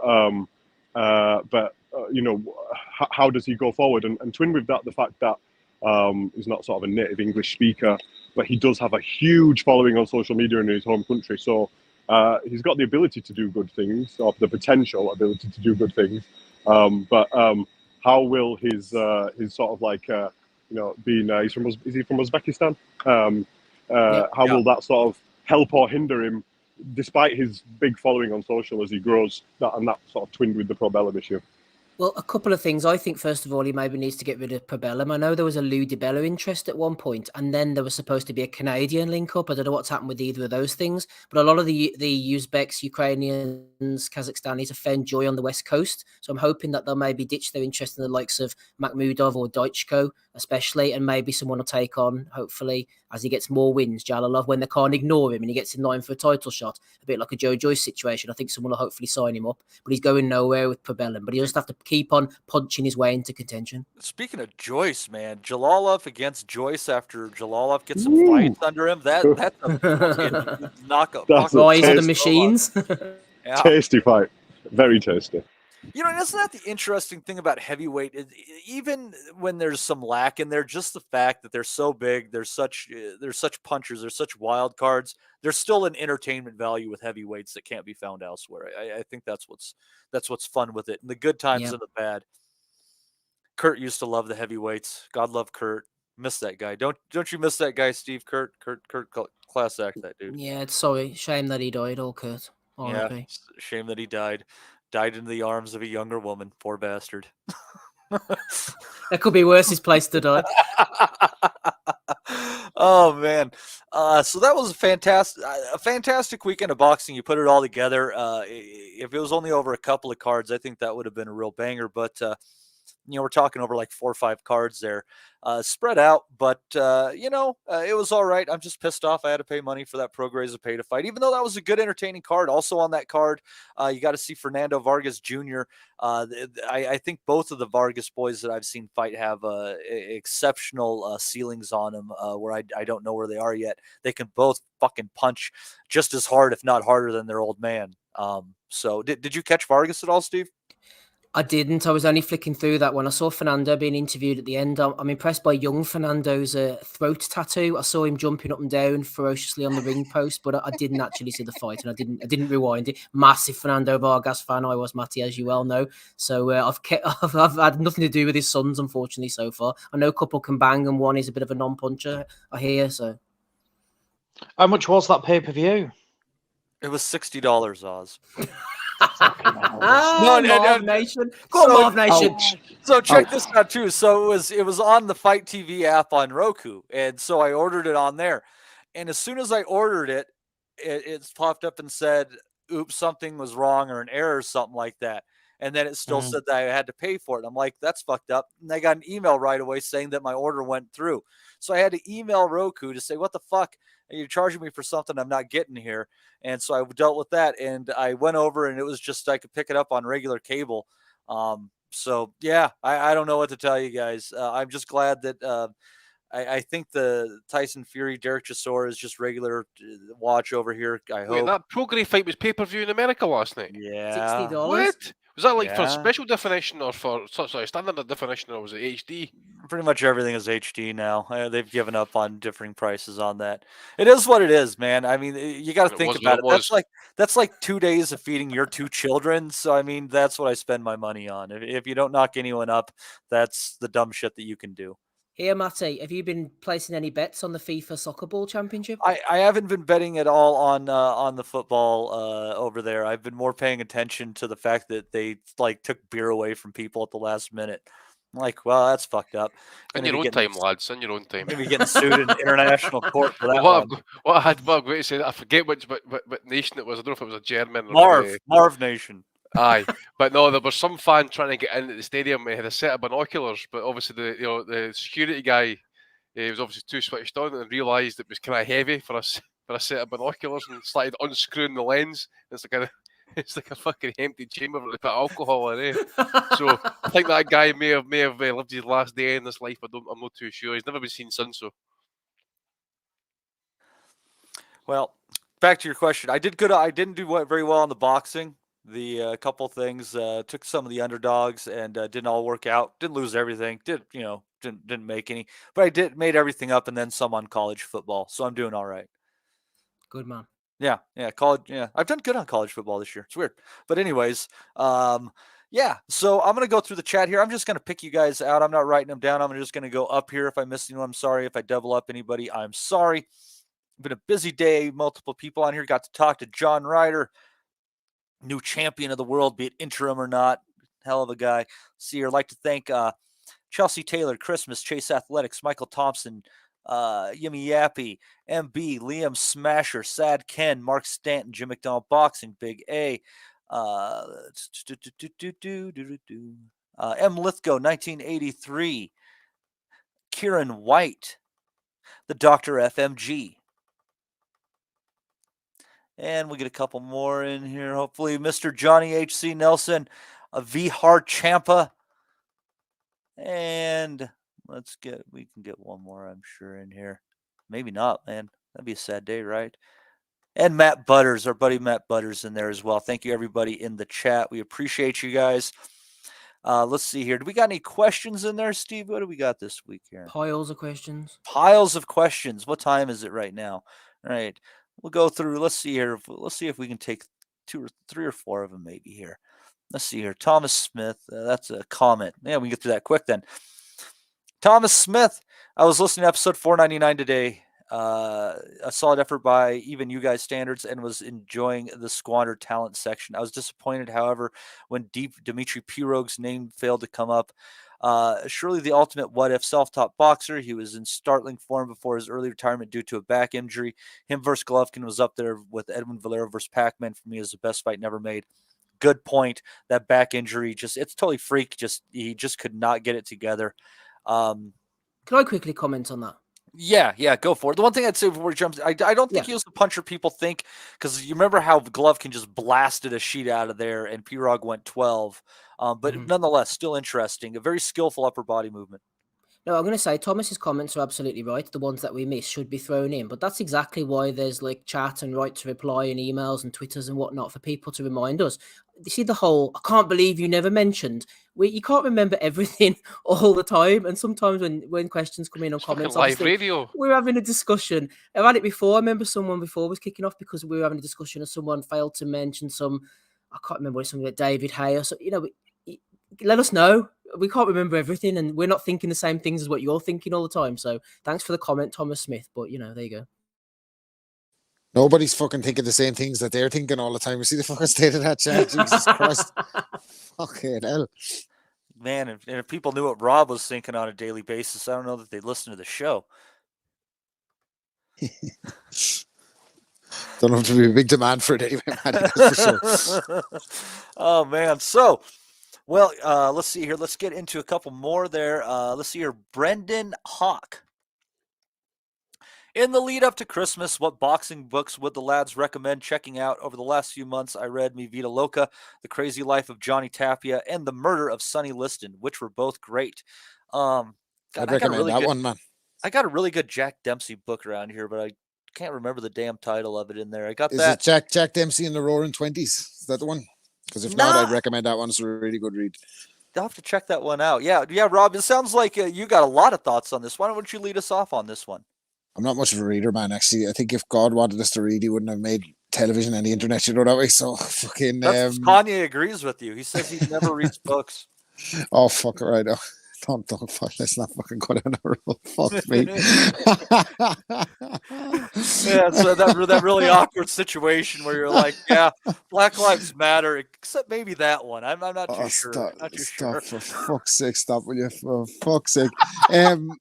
I should read more, Rob. You wouldn't be in this situation. I do read books. My dad's more of a well, he's not anymore because he got full-blown dementia. He's not reading anything, but in his boxing book collection, there's some good ones, and that's one of the standard ones. Jack Dempsey in the Roaring 20s. I highly recommend it.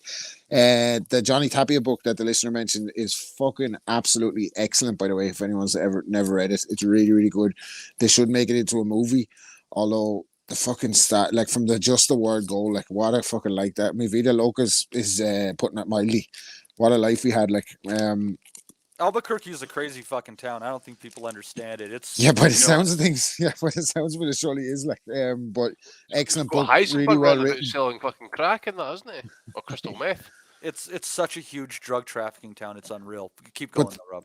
To think that he wrote it like before he passed and wrote it so well, and like it's such a compelling read, like, and then to fucking have the tragic ending after that as well to go with it. It's just a sad tale. I hope someday they do make it into a really good biopic in a good gritty style, not in a kind of a fucking Disney sanitized version the way most biopics go these days, especially boxing ones. But yeah, the Johnny Tapia book, I couldn't recommend it highly enough. And a friend of mine recently sent me a text saying the Michael Gomez book is good. I never got around to reading it, but he said it's a pretty good read. So I'd recommend the Harry Greb book by Stephen Compton.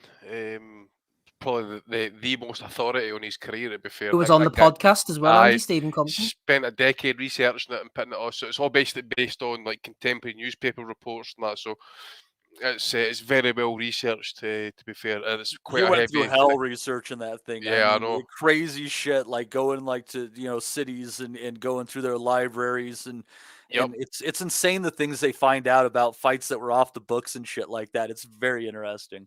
Yep, and the Sweet Thunder, that's probably the authority on Sugar Ray Robinson, actually. I think it's written by Will Haygood. I'm just looking at my bookcase now. Dark Trade, obviously. But I'll tell you what I've been enjoying, actually. They're quite small books. It's the ones by, Hamilcar Noor? Hamilcar, yeah. They did the Ike Bayabuchi book. Aye, Pandemonium. that's right, really aye. good So book. I've not read yes, that is one, that the but- Boston crowd? I used to write for them, Aye. actually. Yeah, they're nice So, guys. Yeah, I've got the books on Edwin Valero and Carlos Monzon, and you can literally read it in a day. It's quite that small a book, but there is some stuff in it that you would not know. Again, well researched. Yeah, little tidbits, so you just little stories and gems from people. Yeah, that's what the Ike Bayabuchi one's like. Really good, by Luke Williams, I think it is. Yeah, that's right. Another one. I'll tell you what, this is a good book by Donald McRae's, In Sunshine or in Shadow. That's about boxing in Ireland, the troubles and stuff. That's a really good book. I tell you, Chris Dixon's new one as well. Damage. Aye. Yeah. Damage. He's got another one out, hasn't he? Is he not done? He did not do the I've biography. one on Shad Mohammed. Yeah, I think that's. Has he just come out that one? He's just come out with that one recently. Aye, hopefully they make. Okay, that's another one. Rob's talking about like making a gritty biopic for Johnny Tapia. They need one for Matthew Shad Mohammed. Like, he needs. They need to. Listeners need to get up on the third or fourth volume of the Tyson Fury biography that he releases every Christmas. I think that's pretty good. He's got another book coming out soon, I'm sure, hasn't he? Fury, part 2, 3, 4, 5 of the autobiography. They will start writing their autobiographies too early now, fighters, don't they? Like, will you just fucking retire and then bring your book out? Like, stop fucking writing a book and then continue fighting and write another book then at the end of it. Like, too much books. When you party that often, when you party that often, you're gonna have a lot of stories, Rob. I've not read this book yet, but to be fair, I got it for my birthday. It's the Choinovsky Chronicles. It's based on Jewish Joe Choinovsky. Fought back in the 1800s, right? I think he maybe fought London prize ring rules before it went to the gloved era. But there's like bits in here like Peter Jackson, the famous black fighter back in the day. Like I'm going back to like the late 1800s, like talking maybe Johnny L. Sullivan maybe in there as well. To be fair, so. For any of you guys that are heavily into your history and that's probably one for you to kind of check out as well. I'm just upset that fucking Johnny Tapia took the name from my book, to be honest with you. I need to pick up some stuff to read, actually. And I was just thinking, I haven't actually read any Burt Sugar books. So I'm looking at some of them right now and trying to decide which one I might want to get. I actually think a fun one to look at. He has the Ultimate Book of Boxing list with him and Teddy Atlas. I think those two putting their brains together on stuff like that could be pretty interesting. You guys have read any Burt Sugar's works? Not Burt Sugar. I've read Hauser. And Jim Brady's book was a good one on boxing as well. Actually, he's dead too.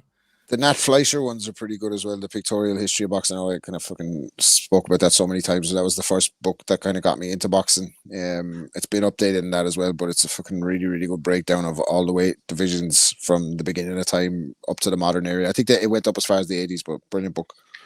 The other, I've got another couple. Hold on, Andy. That was M. Lithgow said Black History by Steve Bunce.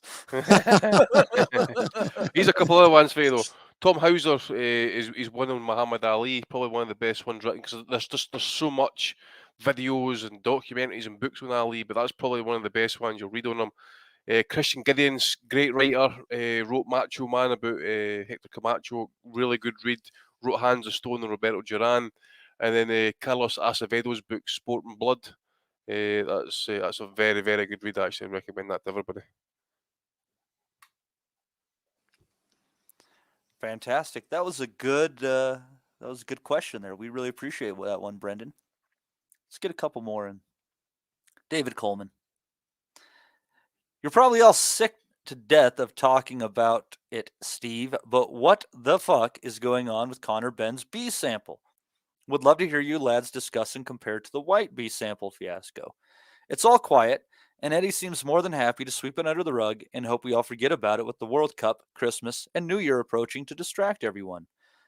Also heard friend of the show Steve Bunce throwing a pity party for him on his pod a couple of weeks back. It's a shit show. Well, Andy, I know you take the PED stuff very seriously, and you like to rip on people. I think this is a perfect segment for you. Well, to be fair, it has went all quiet on the Western Front in that regard. I tell you what, Eddie's timing could have been any better for that Australian show. He used to get the hell out of Dodge for a few days and just keep the head down and that. But it'll just it'll be doing the guys in the press, really, the guys who've got the access, and really just I forget the guy's name who did the expose to start off with. What's his name again? Sorry. Riyadh Samurai. That's the one. Don't know if he's, there's every chance maybe the guys are sitting on some information that they just haven't released yet and just waiting to see. But I think Ben's team, they're using the same, I believe, the same lawyers that have been used for Dillian Whyte and for Chris Froome and Maria Sharapova. So you're talking like the best fucking lawyers here, and they will look at every single part of like guidance, legislation, and the law, and the sampling handling, and the transportation handling. They'll look for just one fucking thread that they can pull on to make it all fall apart. If it's chain of custody, whatever it's going to be, they'll find something. But I don't think they were successful in getting Sharapova off. I think she ended up getting a ban, actually, so you just never know. The B-sample is quite simple. Just it needs to be tested, and then we'll know for definite. But the other thing as well is, we're talking about Canelo back in the day. He provided a follicle sample for his clenbuterol test. This is what they should maybe be doing as well. Get the hair sample, because it's meant to kind of like it holds the proteins longer than that as well. They can get that checked, and it would probably show up as if how long he's been using it for as well. It wouldn't work, man. He'd just give him a bit of the fake beard off the British Beard Clinic. Wouldn't work. I suppose. But then also you've got the WBC. I believe the WBC field test as well. A few months prior. Another one. We picked out with Mauricio. We did a 2-hour interview with Mauricio at the end of the convention in Mexico in Acapulco. So if you go back and watch our interview on ID Boxing there, we did go through some of that with Mauricio, and he mentions it in there. And the sort of investigation. The differences with the Canelo thing. And then also we interviewed Tony Sims yesterday, and we asked him about it. And obviously yesterday was we were really interviewing him about John Ryder's win, and that was the most important story there. But we couldn't not ask him some questions about it. Obviously, it's not like an interview that's just solely about that, but I think the interview is probably 50-50 about John and the Conor Benn stuff. So you can see what Tony's responses were there, and make of them what you will. But I feel, from what I sort of hear and understand, we'll see Conor back out, but it won't be here. It would probably be United States or somewhere else abroad that we'll see him fight. When that is, I can't say exactly. Obviously, it'll be next year sometime. What happens with the B sample, I have no idea. Like Andy said, he's got a fantastic legal team who are going to work, diligently to sort of to get him cleared, get his name cleared. But yeah, when we'll see, or if we'll see a B sample result or any further information, I can't really say. I think pretty much everyone's in the dark, and you sort of only hear very gentle whispers at the moment.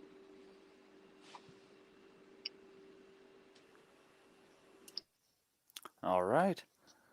Look, it doesn't look very much like, but just from the kind of rumblings and noises, small noises that they're making, that the excuses have been aligned, and they're very much expecting vindication here, or a form of, right? So a small little ban for a minor fucking infraction or something. It's going to be wrangled down to something that's not that serious, and just fucking move on. Don't be talking about old shit, that way. Don't be stop bringing up the B sample, kind of carry on.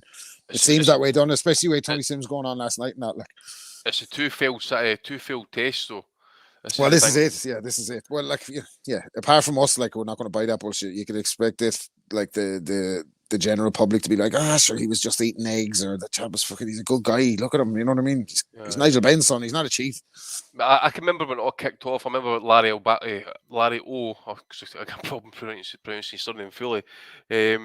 He says that the good doctor that finally got named was not in any way, shape, or form involved with Conor Benn in relation to this, but apparently he was brought in to try and find out as to why he was testing positive for this thing. Whether you believe that or not, that's down to everybody else. But that guy's. I've not heard anything for that guy. To be fair, I've not heard any public statements from him, and it's unfair that if he wasn't involved, he does get named, and it looks like he could be the fall guy. I'm not too sure, but. Social media's back active again. He's back active on socials again. Is he? Yeah, he's been part of Tyson Fury's camp, I believe. So, but yeah, I've heard those stories as well. I did that he was brought in to investigate things, and yeah, I mean, he seemed like a natural fall guy because he'd done all those podcasts. And when it all happened, I came on the pod then and we spoke about it, and I said like, to me that seemed like his marketing angle to sort of explain how these things work, and that was sort of his sales method. To show people that, look, I know what I'm talking about. You should take me on as, or you should be my client, so then I can help you sort of protect yourself and make sure you're doing things properly. Whether that is the case or not, I don't know. But that's what a lot of that podcast stuff seemed to be to me anyway. Someone with a marketing background, that seemed to be his sort of angle that he was taking, and he likes to sort of share that knowledge that he has or whatever. I told you the first time I met him. That's what he was telling me, like how you get a TUE for testosterone, and I've never met the guy before. It was the first time I met him at Fury Whyte. But yeah, God only knows. I'm sure it will come out in the wash at some point. Interesting comment in the YouTube chat there, actually. Who can I get it here? Is it Dr. FMG? Ben not good enough without the gear. He will be reinvented and rolled on one of those B celebrity fight cards. I could see that actually because he appeared in a film as well, kind of like was it Rise of the Foot Soldier or whatever it was. I could maybe see him end up just fighting these kind of like YouTubers making some decent dough on some of these kind of shite Dubai cards or whatever, and that. Because the WBC. When you go, mate. I was going to say, can you imagine if he tries to go to America? Like a lot of rumors you hear. I'm going to go to America, and I assume then the plan is Spencer's going to move up at some point. The belts will fracture. But it goes back to what I said to Eddie when he beat Van Heerden in Manchester, or whatever it was, and I said, well, you're talking about Maurice Hooker and you're talking about this guy next, that guy next. I said, Stanionis and Bataev are fighting tonight. Why are you talking about them? And Eddie got really annoyed with me. I said, oh, you've got to let me play the game. You only know who they are. Nobody else who knows who they are. But my point is, if Conor is going to go to America and try and fight over there when those belts fracture at 147, or even establish a name for himself there, how does Conor Benn establish himself with the likes of Boots, with Bataev, with Stanionis, with all of these guys? Yeah. So Virgil Ortiz. How does that? I don't see that being a. That's great. That's a great point. What are they going to do? Bring all his domestic British opponents or fellas that he could beat? Like, he's not a draw in the States. He has to start from scratch. It hasn't gone well for British fighters recently, going over there trying to become stars. Like, I mean, even a bit like. The guy you would say is probably about Spain. I mean, he's got connections to Spain. He kind of grew up, I believe, there. He speaks the language. Yeah, I mean, but like, is it a big fight? Like, how do you make your ROI on Conor Benn? Like, he's not going to sell stadiums out in Spain. Like, he's not going to sell in America unless you put him in. Yeah, he's not going to sell in America unless you got him in with a dance partner. The dance partners over there, as you listed off, all too good for him, I would say, at this stage of his career. I don't think he's done anything to show that he could do anything with fucking Boots Ennis, like, other than make up the numbers. So it's, if they're going to go down that road, he gets suspended, he doesn't have British license. Where do you see him out? Like, Dubai, I'm thinking more kind of where there's maybe bigger guarantees and not the same pressure to fill the stadiums over there, that way, or somewhere over there. But you got to remember, like, sorry, go on, Andy. Oh, on you go, mate. I was going to say, like, in the Middle East, so the Saudis are only interested in spending those large amounts of money because they want undisputed. That's their sort of brief that they've been given by government. We want the undisputed fight, so the reason they've invested that money is to get the fights, to get them there, so they can have the undisputed. They've got the marquee event of the entire sport, and they can show what they can do, and the UAE, all these other countries, it's a similar sort of state of play. Yeah, they'll invest money into certain things to go forward with it, but they're not going to throw endless amounts of cash at people like Conor Benn unless they're really bringing something. And does Conor Benn move the needle enough for them to throw large amounts of cash? And even when you look at like Spain, I was talking to a guy called Ricky Powell. He used to be a professional boxer, works with the BBC now, works in Spain. I think he works with Sergio Martinez or someone's gym. I've forgotten who. I saw him fighting in Limerick years ago. Ricky Poe? Yes.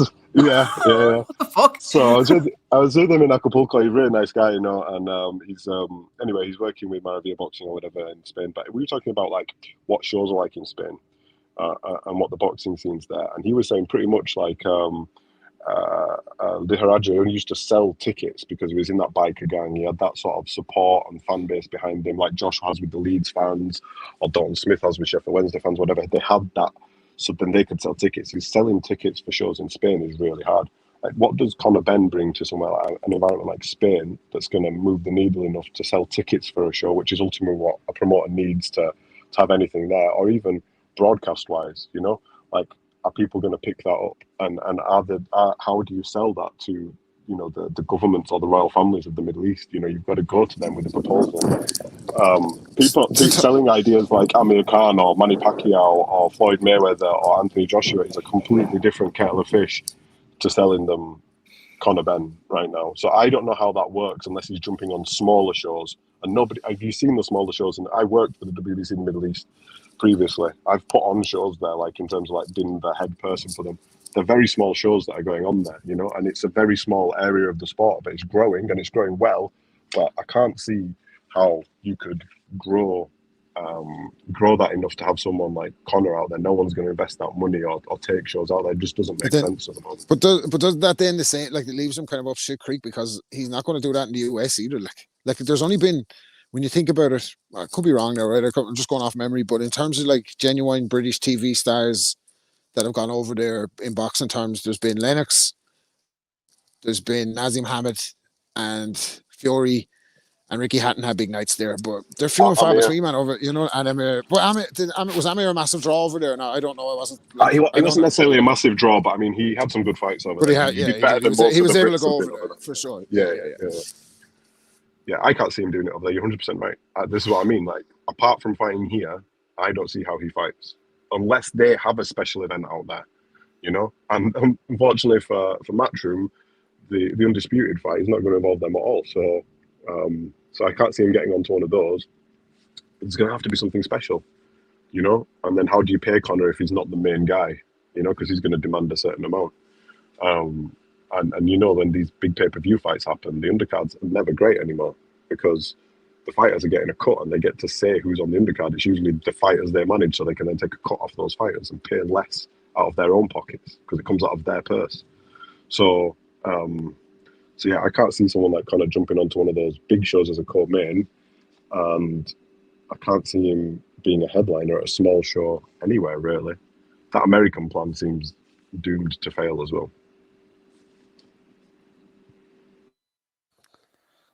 Right on. Good discussion. Very much appreciate the question sent in there by David. Let's do one more. Let's see here.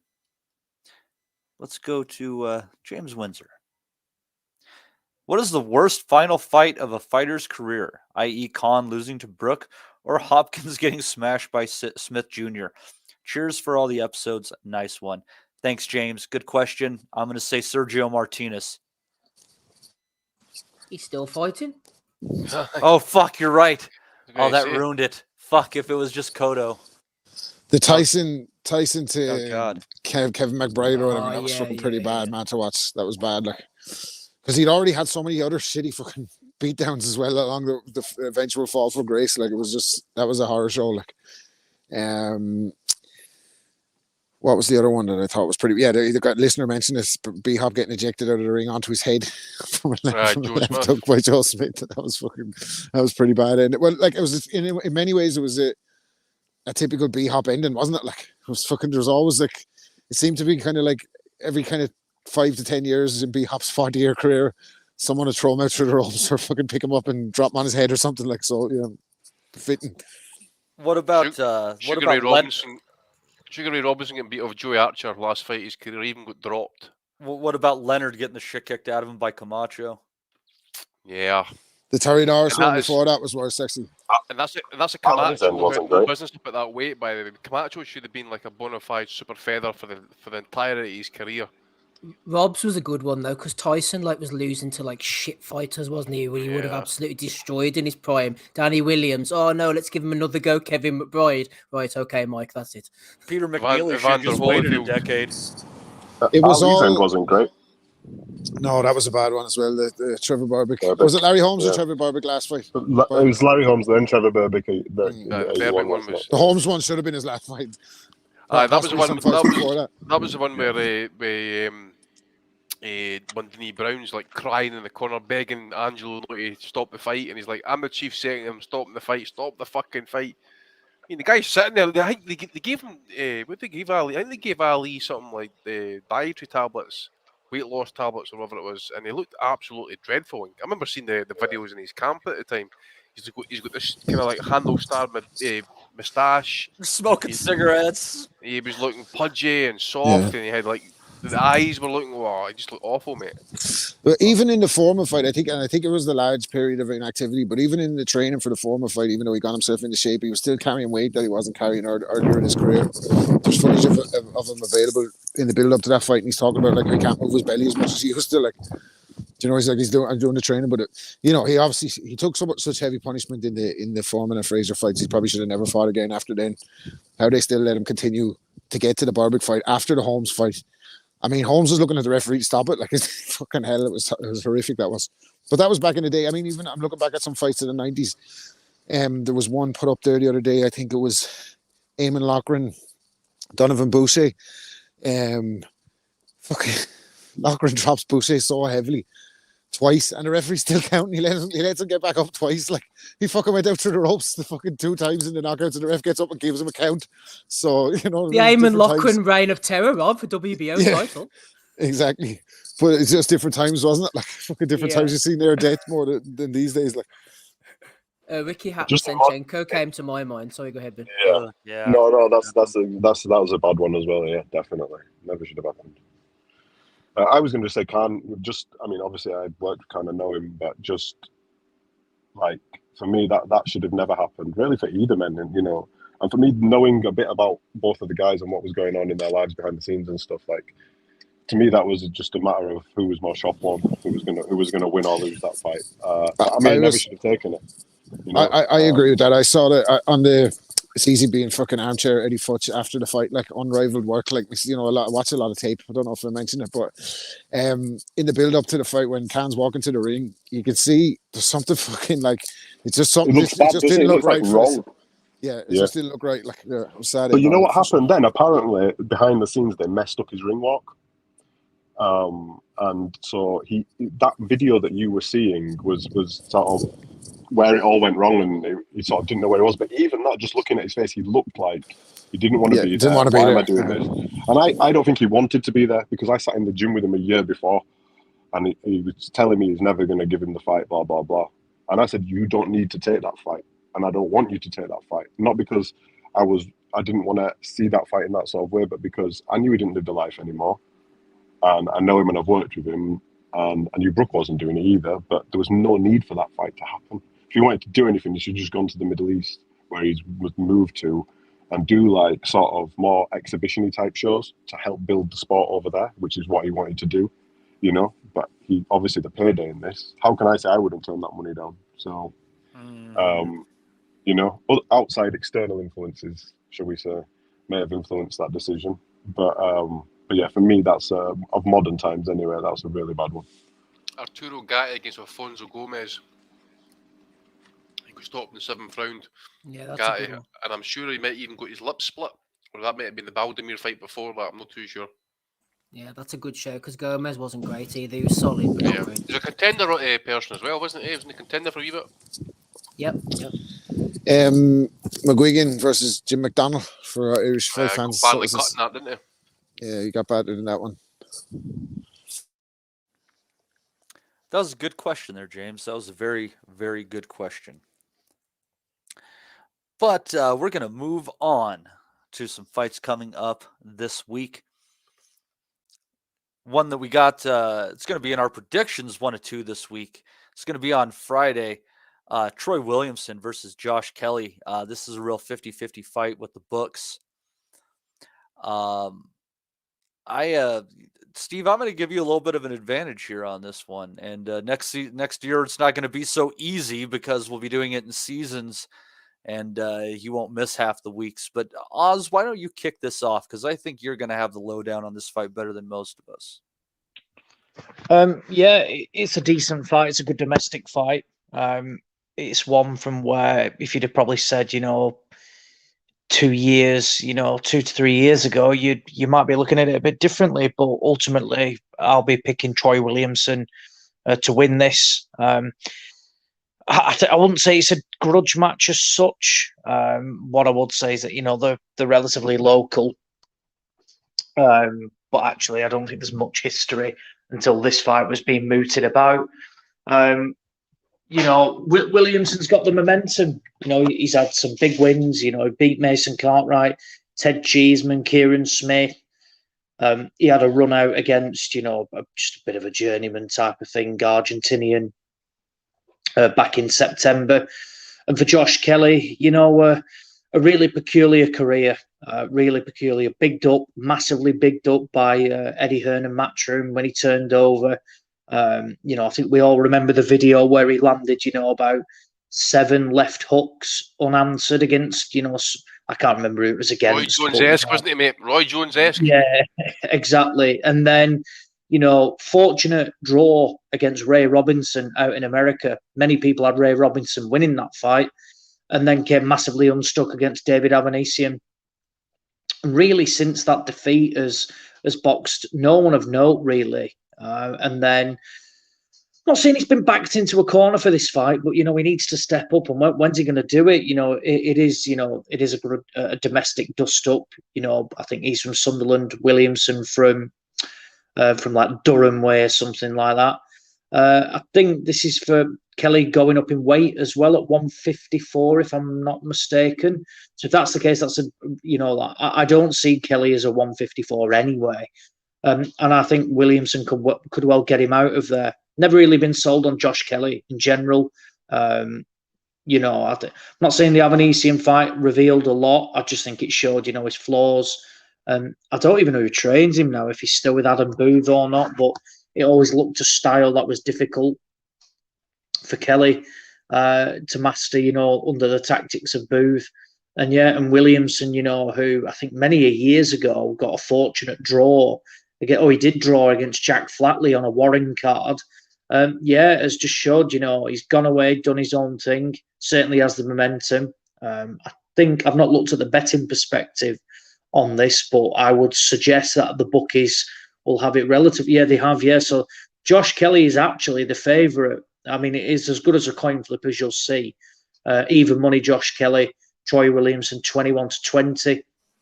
I think Williamson, for me, should be the favourite in this, but not by much. But I thought I'd see Williamson more at 1-2 rather than over evens. So fully expect Williamson to get the win and could well get Kelly out of there. We've seen when Kelly's been hit before, he didn't really know what to do. And Williamson certainly got a dig from where he can hurt Kelly. So pretty deep. Well, really good domestic fight, one that what we always want to see. And then on the undercard, I think there's only one other fight that's been named. It's a bit odd, really, and that's Linden Arthur against Joel McIntyre. So Linden Arthur coming off, I think he's had a couple of wins now since getting beat off. Well, one win since he got beat off Anthony Yard. Fighting Joel McIntyre, who I'm pretty sure he had retired, but then came back and then beat. I think it was someone like Chad Sugden. I forget, but he was the underdog for that. Came in, got a good win. I think pretty sure he was last minute call up as well from memory for the English title. So opportunity. Fully expect Arthur to win. I'd be shocked if he got beat, but I think he'll stop McIntyre, to be honest, and he should be looking to step up the levels again next year. It's all to say about the card, really, because there's 2 guys who are on the undercard who I've never heard of, Travis Waters and Ben Marksby, and that's it. I assume there is other fights on the undercard, but according to BoxRec, that's that. All right. Steve, you are holding on to your 4-point lead. Yeah. Andy, just keeping up with you guys both picked the same. Rob only picking up 3 points last week. I'm just here for the window dressing, I guess, at this point in time. Who are you going to be going for and how? Yeah, I was glad to hear what Ozzy was saying because obviously he's more of an expert on this, but he's definitely thinking along the same lines as me. I'm thinking Williamson. If he got Kelly out of there, it would be a statement. Williamson was fighting around middleweight early on in his career, obviously when you didn't have to make the weight and that. And he's a big guy. He's always been in around that 1 in 54. Kelly's moving up. Kelly's a bit of a pretty boy. He can put his punches together for the first 4 or 5 rounds. But then, excuse me, you wonder how much his heart's really in it and whether we can keep someone as marauding as Williamson off him. Williamson has been vulnerable at times in the past here and there, walked onto shots, but I don't think Kelly's big enough, strong enough, and punches hard enough to really hurt him. So I'm going to veer on the side of points for Williamson. But as Ozzy said, they're in the same kind of vicinity. I think Darlington, Williamson and Kelly Sunderland, there's no beef here. They've just stuck them together because they're relatively in close proximity. But it's a good fight for Channel 5. Finally, Wasserman pulling their finger out and giving us a Fat Mick kind of headliner. Williamson on points for me. Kelly, I just think he's on skid row. I don't think his heart's in it, Matty. All right. Andy, where are you going? Pretty much along the same lines, mate. I was listening to Ozzy obviously talking. You're never going to catch up. Well, I know, but as I say, I'm not like you. I didn't go and chase it just because I'm fucking behind or I'm chasing the money. But look, I can remember Josh Kelly's last fight. I came across some old notes from obviously a previous show over that, and it was against the Argentine. And as Steve was saying, that he looks razzle dazzle the first couple of rounds, but then it sort of kind of peters out. Remember, was it the fight he had? Who's the one that he fought out in America? Ray Robinson. Ended the draw. Similar situation. He looked good the early doors, and it just peters out. And it's like, well, where's the triple left hooks now, mate? You know, when you really need to start upping it a little bit, you know, down the stretch. I just thought he'd allowed that fight. That his last fight I'm talking about here. It was just became a dull 10-round decision. So either it's a matter of matching, being scared, and you know, bringing the best out of yourself, or as Steve says, is it the fact is that he's off flash and he's no substance really.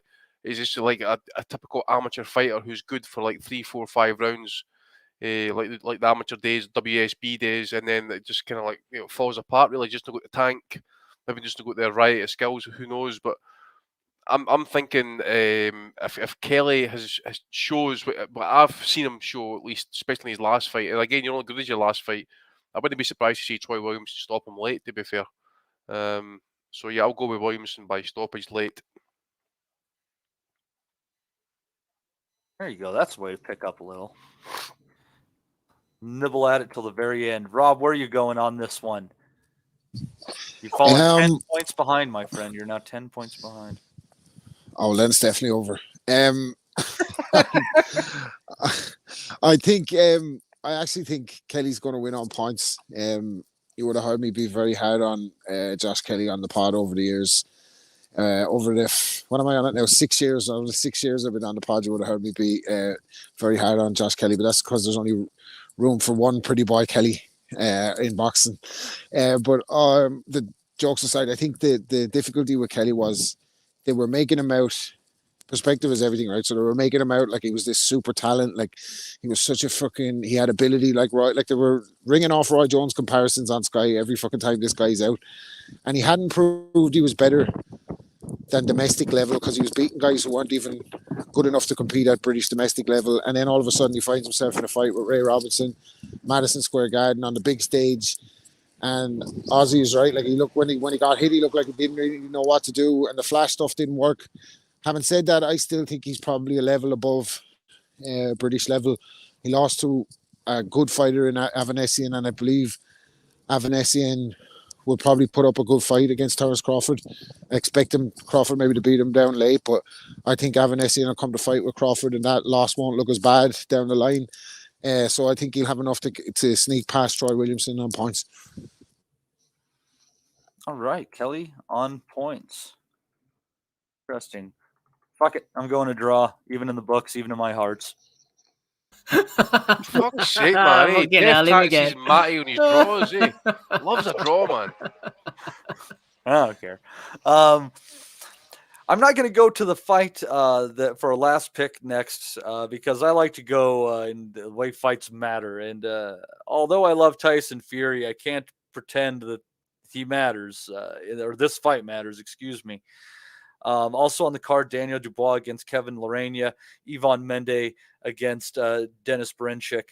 Ben Faruqi, why don't you take us through this card which prefacing the shit show to be Tyson Fury versus Derek Chisora 3. I'm going to be at that fight. I'm going to be there all fight week as well, Matty. So I'll have less of that talk. I need some enthusiasm and encouragement here. I just want to go back to one thing, though. Matty, you failed to ask me my prediction again, and we've been through this last time when I told you this is the IBO league we're talking about here, and the real WBC league is the one with the Patreon guys in it. But and I know you like diversity and to give different picks, Mike, but I agree with everything everyone else said. In fact, I'd go with Andy and say Troy will probably get him out of that early. Not early, sorry, late, sorry, but I don't think Kelly's got the heart. I don't think he's going to want it if Troy puts it on him, and Troy can do that. That being said, when Troy fought Kieran Smith did hurt him. He walked into stuff, and Smith was outboxing him till Troy managed to get to him, and it was in that 6th round. But yeah, I think Troy will stop him there. Moving to next week.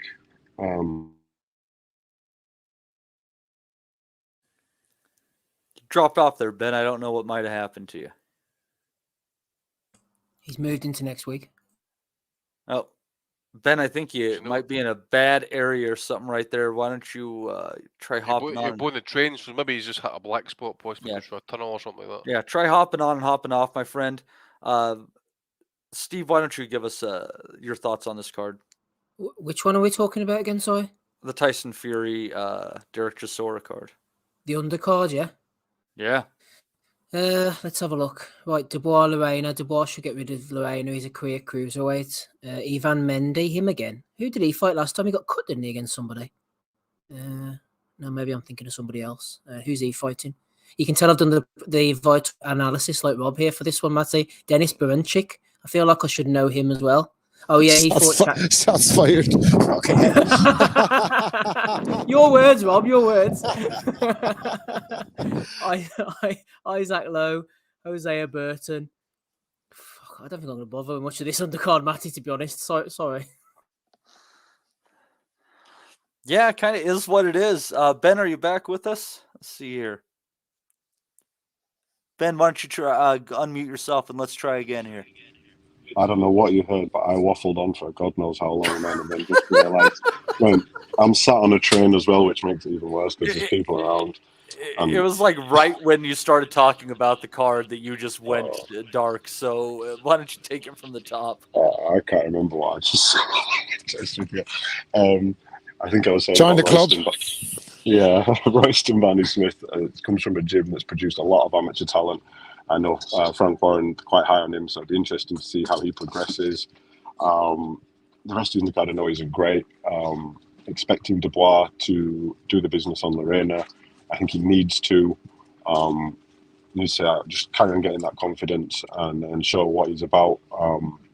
If he doesn't perform against someone like that, then just questions get asked. It's going to affect his mental state. It just holds him back even more. I think Shane McGuigan's confident that Daniel's going to do the business there.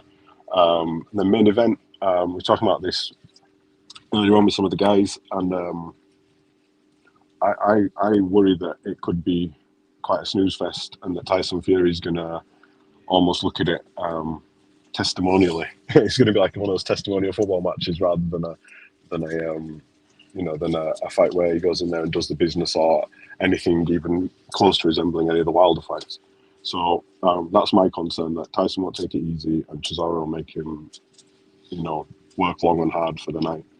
So yeah, I expect Tyson to win, obviously, but I think it'll probably be a points win. Does anyone think there's this odd chance that lingers where, because Tyson Fury is such a head case, that he just might say, fuck it, I'm done with this, and give Derek Chisora a chance to become champion of the world and just not necessarily lay down but just not be with it, and not care almost. No, he's not. He's not going to do that, Matty. But I've actually heard it this week. People aren't still 100% convinced that the fight will go ahead, and that's going to be some shenanigans and like a pullout or something on fight week, which would be a bit strange. I wouldn't put it past them doing that, but not what you're saying. I don't think that'd be crazy. It would be. And Tyson Fury's a crazy son of a bitch. I think we've been over this. I actually think, Matty, I have similar thoughts to what the esteemed Mr. Furuki was saying there. Something tells me Fury might go through the motions and carry Chisora kind of to points or something. But then also I'm thinking to myself, well, the fans aren't going to be tolerant of that, are they? You know, I can see a situation if that happened where they'd start booing after about 6 rounds. They paid all that money. It's not exciting. And I mean, Chisora, he's such a strange fighter even at this stage. Like, he sometimes brings the heat, rumbles forward whenever he has success, but also he can become despondent very quickly, lose confidence. So if he's getting picked off and struggling, you know, he lost heart in the second Fury fight, didn't he? Started looking completely listless. And in the Parker fights and against Pulev, he was in against opponents who were never able to create enough scoring distance and win enough rounds on the cards consistently to discourage him. So I think Chisora always seems to be in those fights and that he carries on throwing when he's in the fight and when the crowd's behind him. But Fury just neutralizes people. You know, he shut down Wilder twice. He shut down Dillian Whyte. He was just sleepwalking in the end.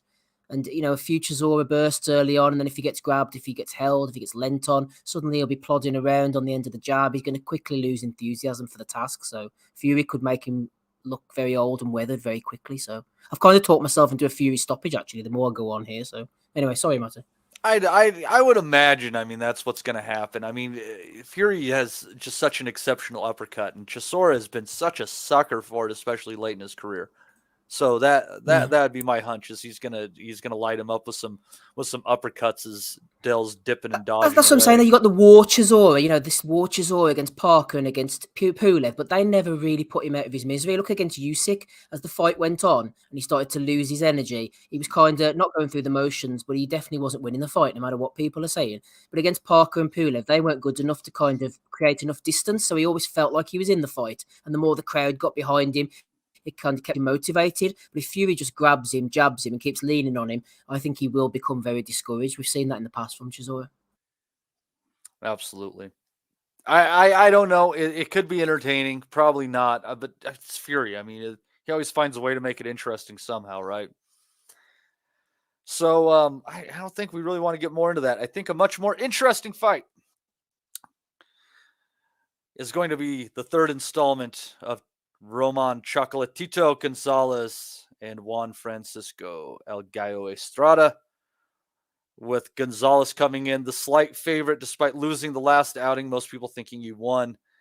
This is a hell of a fight. Love these guys. It's good that they're getting back at it so quickly comparatively to how long it took them last time around. Oz, I'm going to give you first word on this one, obviously, and then we're going to get into our predictions on this one. But this is God, I'm always excited for these guys. I'm with Andy on this. The lower weight classes are always entertaining to me. Do you know why as well? It's because they're kind of forced into doing it, but there's very few money fights. You know, like we were talking before about Dillian Whyte, who's earned millions of dollars through being, you know, a bang average heavyweight. But if you're like, you know, a big name at the, you know, in the smaller weights, you kind of need the big fights to get good paydays. You kind of get paid by the pound in the sport of boxing in a way. It's weird. It's correct. It's correct. It is correct that unless you're like a big, you know, like a, you know, Floyd and Manny, a generational talent like, you know, Mayweather, Canelo, that sort of stuff, you're right. The bigger weights usually generate the bigger cash. And in this instance, you know, it's again, you know, Chocolatito, who I think, you know, a few years ago when he was knocked out off Rungvisar, we thought, you know, it might well be curtains, but, you know, he's come back and dare I say, you know, like the way he just, you know, dismantled, you know, the likes of Kaliafai, destroyed him, lost a very, very close, you know, decision against Estrada, you know, back in 2021, and then comes out and takes the piss out of Julio Martinez, you know, it was just, you know, Martinez who just came in heavy, didn't bother Gonzalez whatsoever, and it was just, you know, just like a bread and butter fight for him. And you know what? I think I see him taking the momentum into this fight as well. You know, I know that Estrada has technically, is been, in terms of months, has been, as the more recently active fighter. That was a tough fight with RG Cortez, though. Cortez gave him a hell of a good contest. Yeah, absolutely, and I'm not saying, look, it's not taking anything away from him, but they were both in meaningful fights, and you would have expected Estrada probably to deal with that RG Cortez a bit more handedly compared to what it actually was. So I'm going to go. It's a brilliant fight yet again. It's a genuine, for me, coin flip. I'm going to go, but yeah, I think it's going to go, we're talking 115, 113. Wouldn't surprise, if it is a majority decision, split decision, but I'm going to edge to Gonzalez in this and side with Chocolatito. And Andy, before we get into our picks for the league here, kind of like to chat about this a little bit more. Back to RG Cortez. He had a close fight recently, but it was very weird. The ref called a couple of knockdowns that should have been called, and those would have been his rounds. It's one of those things where he potentially should have won a wide decision, but it was bizarre. I remember we were giving Cortez a lot of credit after that fight. So I want to go back to that so we don't forget about that. And I think that you might have said that you think Cortez, Andy, is of championship caliber. And Julio Cesar Martinez is a good enough fighter, but I actually think I rate Cortez higher than Julio Cesar Martinez. So I don't exactly want to venture off into better form territory there so much, because Estrada might have a really good debut on his resume, as the years tick by. I was just having a quick look there, actually, just as you were talking there, and Ozzy was talking about the Cortez fight. He was certainly better than advertised anyway. He had a lot of success, jabs and right hands, a couple of good exchanges, etc. I just think in the end it was purely down to experience, possibly down the stretch, that Estrada basically kind of not so much pulled out the bag, but he ended up winning the fight. I suppose. Down the stretch, certainly his experience showing through anyway, at least. I think they even had open scoring involved in that fight, and I think that at one point they even had Cortez up on one of the scorecards after 8 rounds, I think it was.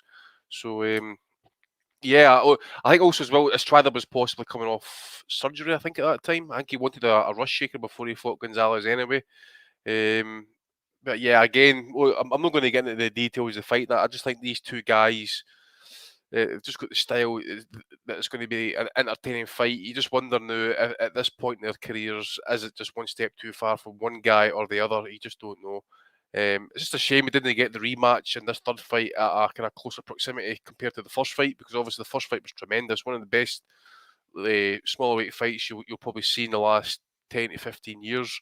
As I say, like about 5, 6, 7 years before it was the best one since that fight between the French guy and the Iranian in like 2006. Some Chachua. No, it wasn't some Chachua, was it? Who's it? They're Monshapur. Yep. Maihar Monshapur versus Somsaksith Chachua. Thank you. How the fuck am I supposed to remember those names? Good. I can't remember my kids' birthdays, but I can remember that. That was a hell of a fight, but anyways, it was a great fight. It was a great fight, but yeah, well, I'm going to go with Gonzalez. I always kind of ride with Gonzalez regardless, so I'm going to say he wins on points.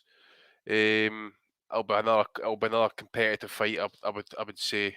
Again, we just don't foresee any issues in camp. For example, we just don't know. But if it's like the last two fights, it'll be competitive. It'll be close. And it'll be a bit of a debate had possibly afterwards. Now, I wouldn't be surprised to see maybe a majority, a split of some sort. But the hand speed, I would definitely side with Gonzalez. I think he's got to, when he's on the inside, he's got to make his moments count. He's got to work the body. He's got to throw the uppercuts, because Estrada will try and keep him at distance for the early half of that fight, I think, with the jab. Then they'll start bringing the right hand and doing his own body work in it. But I would also think at some point in the fight, we might get them shooting it out at some point, because if it is close, again, I know it's a vacant WBC title, so I don't know if I may have open scoring for this fight as well. If it might be enough to kind of G them up. And I fucking hate that shit so much. Yeah, I do. So I'm the same, mate. But again, this is they're what, 35 and early 30s. I think Estrada 33 possibly. So they're old men for this weight division, and it's ride or die time for both guys. Actually, I think whoever loses, it's the end of their career, I would think. I don't think both guys have got much to really try and achieve new in the sport. I think they've pretty much done it all between themselves. If they've fought, Christ, man, I need to go and check the record on that, but they must have fought the same type of opposition at least twice or three times over. You've got Rungvisai, you've got Quadras. Just shout out to Moses Fuentes, who unfortunately lost his life this weekend. That he'd fought Roman Gonzalez a number of years ago. Fought all the kind of top guys. That was one of the fights where you knew that Gonzalez was the truth, because if I recall, he just beat the crap out of Fuentes. Yeah, Roman didn't even belong there. So yeah, look, it's a good fight. It is a good fight. Just hopefully it delivers, and both guys retire afterwards. Because I think their time's coming very, very soon. And as I say, Jesse Rodriguez is actually went down in weight as well, because he's fighting for the vacant WBO at 112. So he's stepping down in weight class. So it kind of really opens up possibly at 115 again for, I don't know, but Sonny Edwards. Sonny Edwards looked quite drawn at the weight in his last fight. So I don't know if he's going to maybe thinking about moving up at some point. But it does open it up a wee bit as well, because outside who's of Ioka those, fighting? Ioka's got a fight arranged in Japan, I think, mate. I'm trying to think. You mentioned that. I think it was a good fight. Is it no Joshua Franco? Is it no him? Yes. So it's a unification fight then, possibly. I think he's got the WBA belt. Yep. So outside of Ioka and that fight, possibly, there's not really much else. Star power kicking about 115 at this point. Quadras ready to retire. Rungvisai's as good as retired. You've got that Pedro Guevara who was doing it 108. He must be well into 40 odd fights and well into his 30s. You got one of the Maloney brothers, I believe, still kicking about there. They're no world level champions. I don't think the Maloney brothers, although they're decent fighters. And Cajas, you saw what happened to him. He's kind of like on the way out now as well.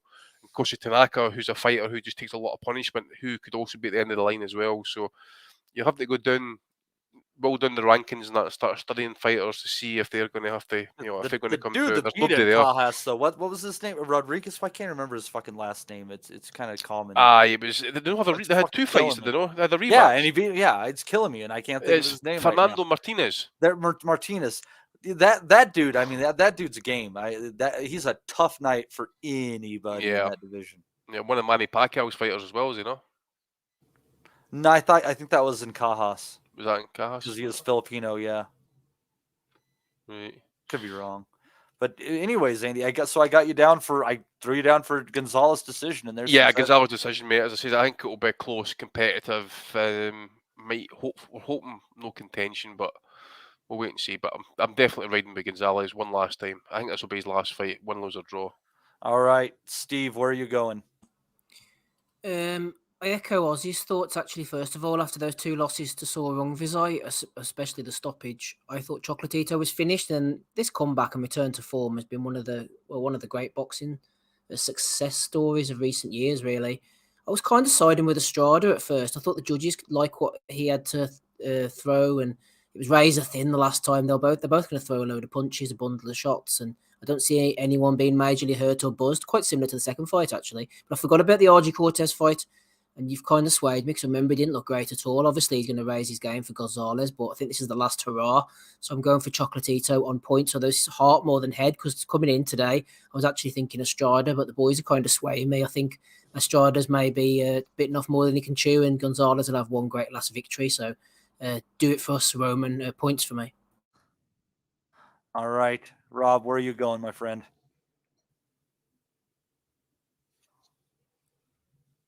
Rob.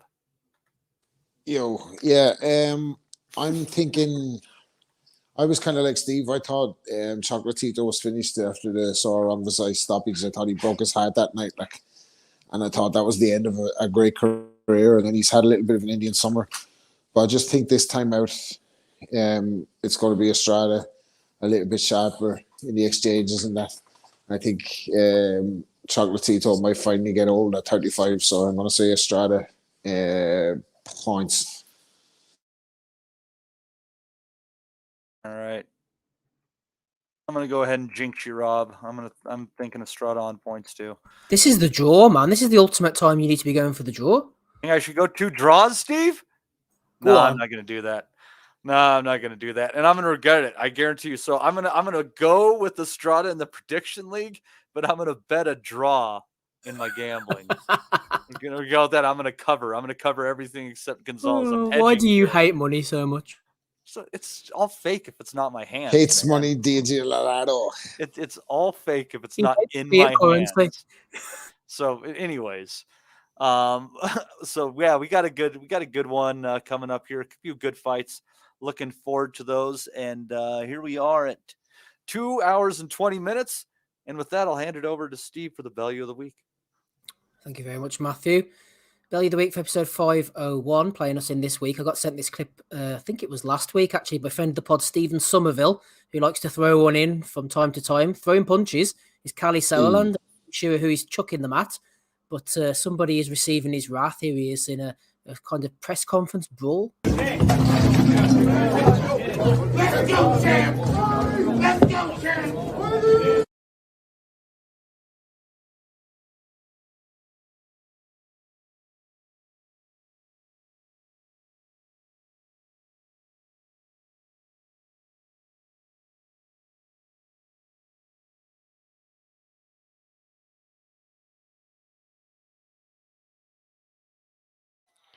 Aye, Callie's on all cocaine there, mate. He's wanting to get involved. You know, pavement dancing. He looked like he was fucking getting ready to shoot a fake bow. Was it just me, or did the spicy there be no pick up on Shannon Briggs? Yeah, Let's who was go, that? champ. Shouting, Let's like, go, yeah, champ. yeah. Shannon Briggs.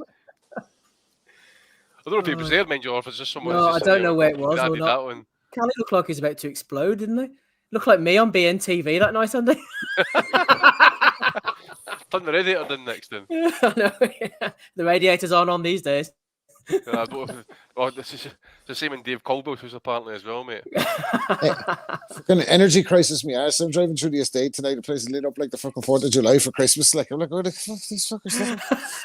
I know, my missus has been the same, mate. It's first day of Advent and that's what got the fucking lights on the tree and the round about the door and that. Oh, fuck me. Probably all hooked into your electricity, Rob.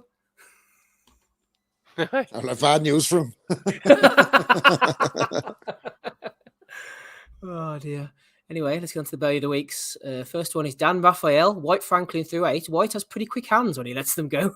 I have him up 5-3. Solid fight. What was Dan watching there, Andy? I don't know, mate, but I did see Eddie was calling him out on one of the channels. I don't know what one. I think it might be an IFL actually, saying you got fucking journalists out there, you know, pretending how they know how to score fucking fat, and you got fucking Fat Dan fucking make it. I was like, oh fuck's sake, mate. Or call it a robbery. That's what it was. Sorry, I think Fat Dan called it a robbery. So Eddie took issue with that one actually. Eddie taking issue. Talking of Eddie, nominated by one of the Nutters. IFL TV new guest announcement here, Aussie.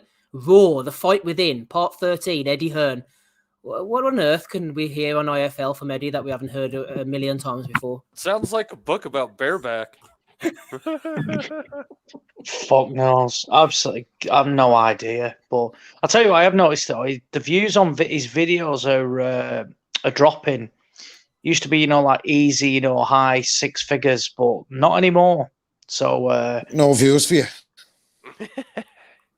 So who knows what he's going to say? Fuck knows. But I mean, it's just going to be a show. I won't be listening to it anyway. But how long has he got left in sport, think Oz?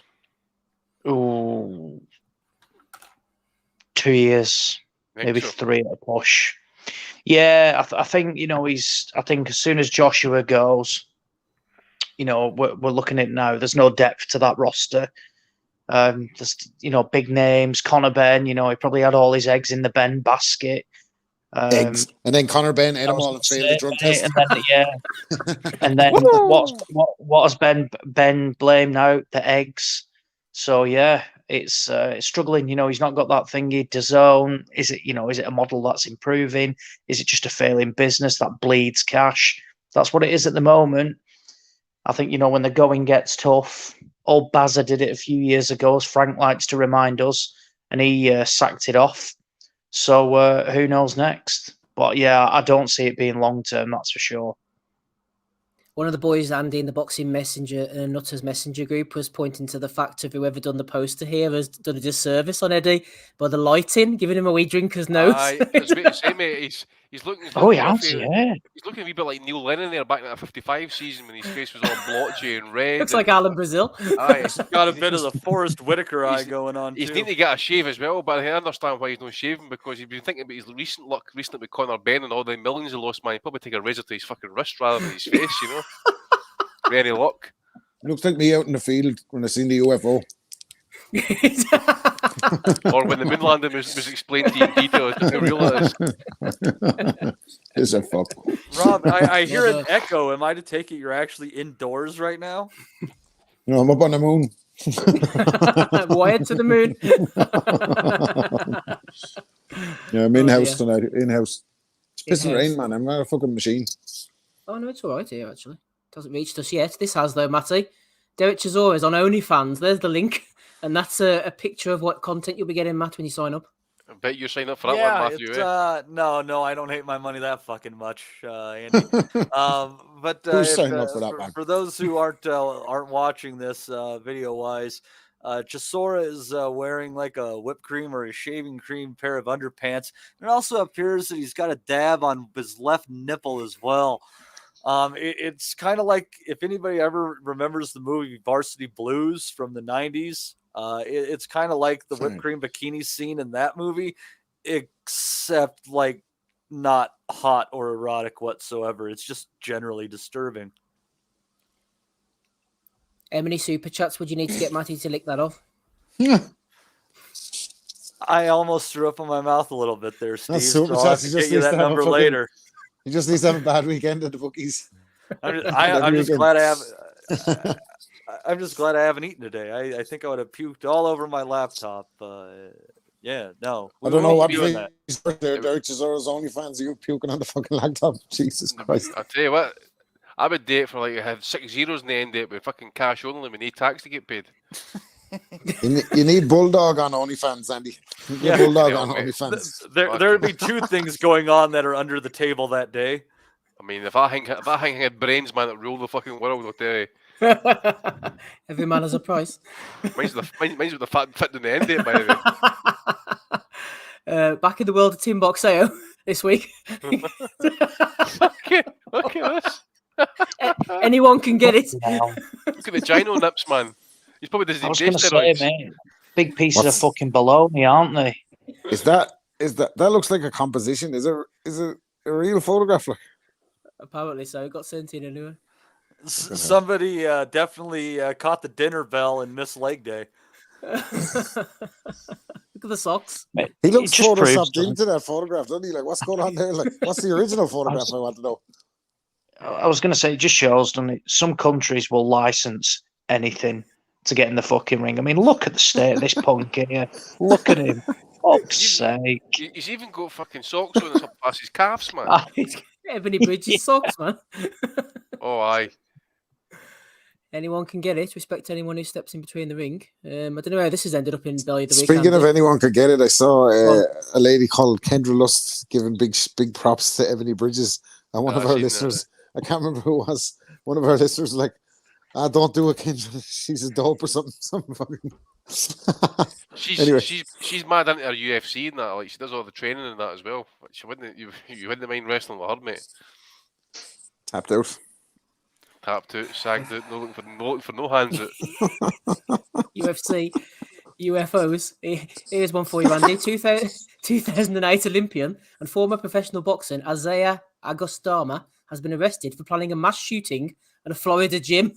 Fucking hell, man. After he retired, and Isaiah had to fill his time somehow, I suppose. I can't remember him fighting at all, to be honest with you. He fought Denis Grachev, apparently, according to his record. I'm just looking at it. So he was light heavyweight, was he? Grachev was light heavyweight. Yeah, he fought Edwin Rodriguez. He went points with him. And he lost to Gusmir Padermo, who I believe fought Mikkel Kessler as well. Kessler, yeah. I mean, given his record, you got to say that he's got a good beard, but he really can't pull the trigger. So the scene out of White Man can't jump in it with Raymond, and he's like, fuck that, I'll go back to the car, get my other gun, and go to kill all y'all. That's such a good... He has to go. Doesn't he have to go into the fucking convenience store and fucking to get money? Yeah, he gives away his gun. Yeah. Raymond, is that you? No, this ain't Raymond. Stupid motherfucker.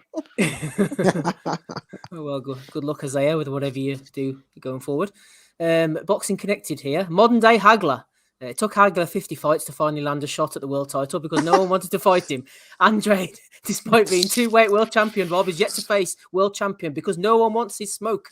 You know, you had Thomas the Hitman Hearns, John the Beast Mugabe, Roberto Duran, Sugar Ray Leonard, all fucking similar ilk to the guys that Demetrius Andrade's fought on his rise to the top, his rise to the fucking topless photo. What the fuck?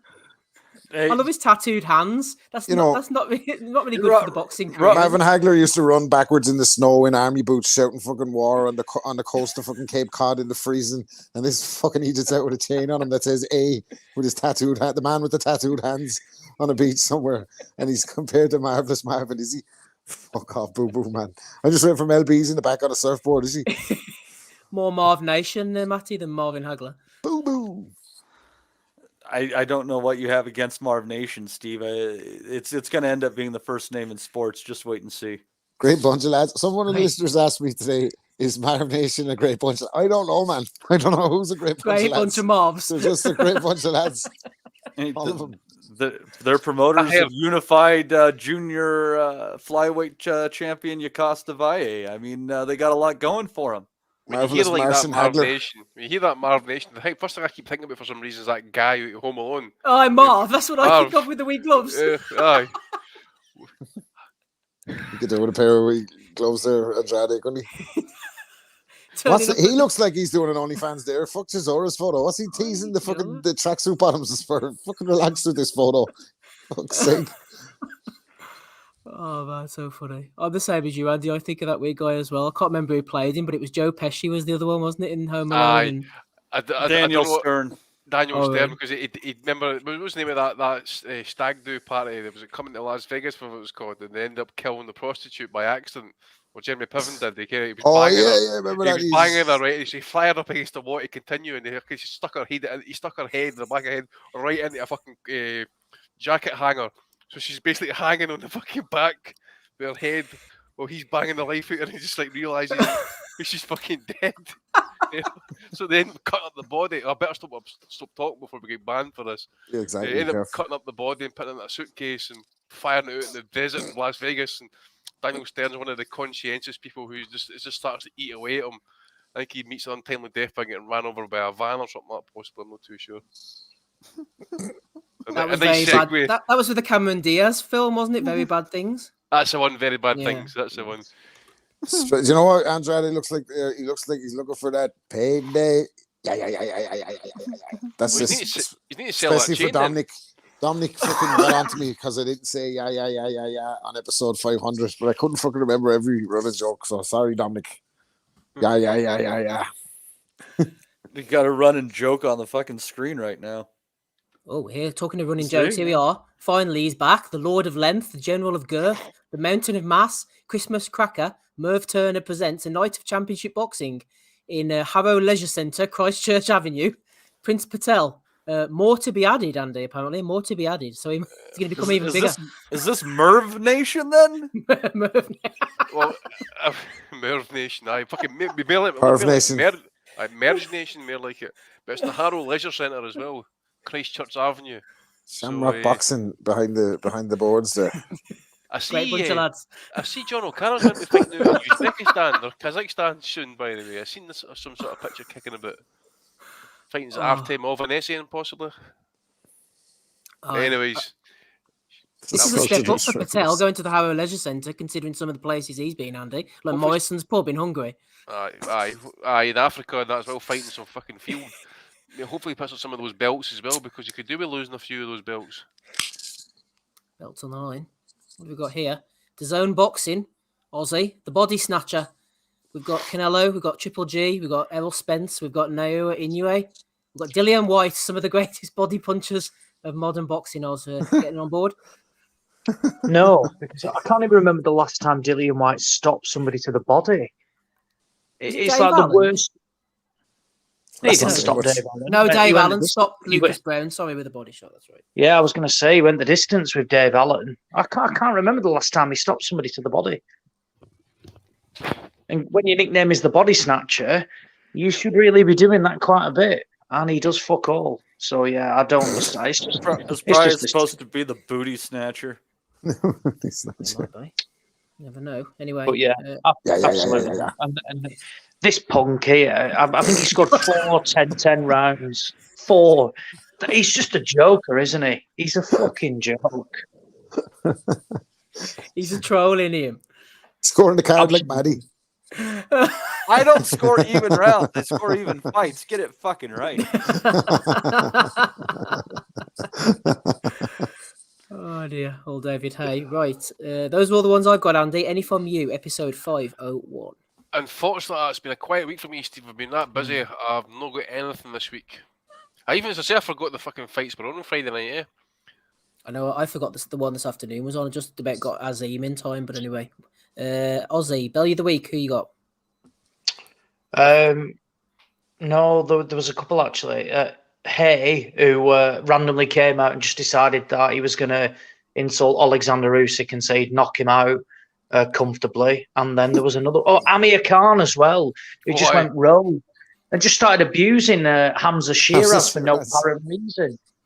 Yeah, I don't understand why, but he was just describing him as boring. Said he didn't watch.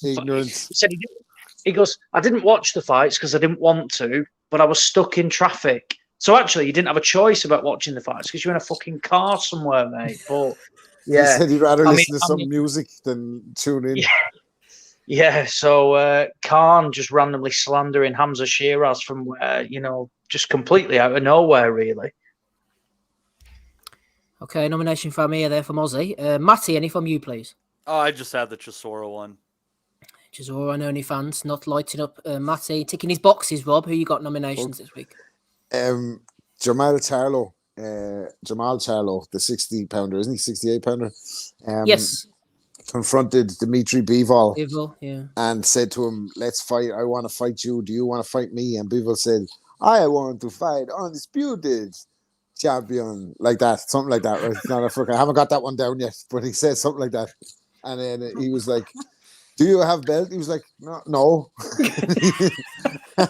And he was like, "But just fight me for no belt. Fight me for prestige." And people was like, "All right." And he was like, "At 68, but we're doing it at 68." He's like, people's like, "What? But this fucking guy's coming to me with an offer, and I have to make loads of concessions to get him just so I can shake his hands and get him to piss off and Black with the drink, man. He's fighting Batari for the fucking all the marbles at 75. No, we'll fight it. Jamal Charlo for no belt at a fucking weight that he doesn't fight at. All right, man. Piss off with you. So, he's off his head, isn't he, Charlo? Charlo, yeah. And then the reporter said to him, "What's the crack?" And he had his ski mask on and all, like he had his fucking ski mask on in the venue, like Balenciaga hat, which is dodgy enough now in the current climate. I don't think he's got that memo yet. Yeah. I don't think he's in tune with current affairs too much. But anyway, he sits on he literally sits on a throne in his own house, Tony Charlo, like he's a fucking headbanger. But they put the microphone in his face and they were like, Munguia's promoter said they want to fight you, and he just goes, taps the microphone. It was like, "Is this thing on?" And then left. It's fucking nuts. So Charlo for a moment of madness. Fucking Bivol was looking at him like, "Seriously, man, you don't fuck off." And then who else? Eddie for his fucking FaceTime with Ryder, like, isn't he fucking? He wouldn't give a fuck about John Ryder if he got beat up by fucking Zach Parker. He would have been the fucking guy who didn't make it. And then he's, "Oh, the Emirates won it in the Emirates, mate. You won it in Wembley, mate. Oh, mate. Canelo's coming to London, mate. Viva Mexico." Fucking hell, bruv. He's almost dancing the fucking cha-cha. He's after getting the result he needs for the zone, like Canelo in England. Baby, let's make it happen. And Ryder's now fucking mandatory so he can try and get a call. Like, his fucking Christmas is after coming early with that one. Like, that was a lifeline thanks to the fucking Gorilla Ryder. Like, so, but it was funny to see it in action. Like, wasn't it the tone of his voice change? Oh, mate. So pleased for you, mate. Oh, fuck's sake. Unbelievable. Even it. I've got another one as well from Maris Bradis, who was ringside today at the Sky Show with a fucking Jake Paul t-shirt on, trying to hunt him down again. I mean, it's just a sorry excuse now. What the fuck is he playing at? Like I said, he dresses up as fucking Super Mario, chasing Paul around the world, trying to get the fight. He then ends up going to Australia and loses his world title. And now he's back on TV screens doing the same thing again, looking for a fight with Jake Paul. This was arguably the best cruiserweight in the world, now Usyk's up at heavyweight. And instead, he's just a complete moron. I've got a fight from us. YouTuber. I've got one from. If he really wants to stoop to these levels to get a fight made, and he's just after these kind of YouTube stars, why don't he go after Tommy Fury? He could call Big John out, and he could bring Big John Fisher with him. Get John Fisher on his side, bosh him and braid his fucking chin in the fucking neck in the Chinese's, calling out fucking the Furies in London somewhere. That's what you want. One of the Romford soldiers, Maris Bradis gobbling fucking chow mein with John Fisher. It's just there, sitting innit? there with big polo t-shirts on him, just fucking stains on him, fucking calling out the Furies. Whilst eating kung po prawns as well. Bosh. And 10 pork balls and 6 chicken. And they'll charge you £30 for a video as well. Let's see if Jake Paul, Tommy Fury doesn't get made. Let's try and point Bradis in the direction of Tommy Fury. Yeah. We should do that as a Christmas prize. That pay £30 to Big John Fisher for an Asylum listener to get a shout out off him. I'd pay money. It'd be fucking amusing. That. It need to be an Asylum listener who's actually critically ill, possibly, mate. Narrow it down. well, mentally ill. You're talking about me. You're talking about that. I could think of someone for that job, right? Let's have a quick look through them before we do our predictions. First of all, we've got Eddie going in Raw with Cougs. We've got Dan Raphael with his scorecards. We have Chisora on OnlyFans. We have this little chap. We have Mr. Mass Shooter. We've got Demetrius Andrade. We've got Prince Patel. We've got the Body Snatchers. And we have David Hayes' scorecard. What are you going for this week, Andy? I'm going to go for the mass shooter, or failed mass shooter. What an absolute moron that is. It's a bit embarrassing for the fella, isn't it? It is. I mean, that's just a tad. Just a fucking stupid fucking move, mate. So I'll go for, what's his name? Augustus? Isaiah Augustama. Augustama, right. Okay. From Haiti. He fought in the Olympics for Haiti. All right. The bad news for him is they're going to put him under the fucking jail for that one, man. Not walking away from that one. And the thing is, as well, there's no more fights for him. There's no more fights for him. Well, there might be a few where he's going. Where he's going. You see, he might get asked to go into what do you call it again? Segregation, or what's the other one that they call? Solitary confinement. Solitary confinement, but then he don't want to be fucking. He don't want to do that either, because he's not going to get the reputation as being a fucking cock tease. Jesus Christ. I think what Andy's trying to say, good luck, Isaiah. Ozzy, any? That's the danger when you go into solitary, is everybody knows that there's a tight booty hole coming out. Yeah, I was about to say, he's protecting that tight asshole, baby. Going woke again this week. Ozzy, who are you going for, episode 501? Fell asleep. Come and see Big Igor, by the way. I was going to go for David Hay in his fucking rogue judge's card, but actually, the Pillock who fucking got foiled doing his mass shooting is just odd. I mean, it's just another thing that, will only, you don't see any ex-Premier League players, trying to plan mass shootings at a gym, do you, or an old club. But in boxing, of course, there's always somebody who does something like this. So, yeah, Isaiah Augustama is my nomination, without a doubt. Matty, Isaiah's romping away here. I suppose you wouldn't want to argue with him, would you? Who are you going for? Just as a way of telling him, no, don't do this, I'm going with Chisora's OnlyFans. I don't think he should. Who is going to subscribe to that? Like, how much is it? Like, I believe. Remember he posted a picture taking a shit on the toilet. Sitting there with his fucking strides done. Aye. He's a mad bastard. Go on then, Roberto. Who you got? What do they call a hot Carl in the UK, or is there a different word for it? What is it? What is that? It's no, that'll get us banned. I'll tell you later. Okay. Go on, Rob. Save us. What were nominations again? Eddie, Dan Raphael, Chisora. Eddie on the FaceTime, yeah. Eddie on the FaceTime, yeah. Fuck me, man. Bruv, I'm so proud You for were you, there, mate. oh, you were the Emirates, mate. Emirates and Wembley. Name your stadium, mate.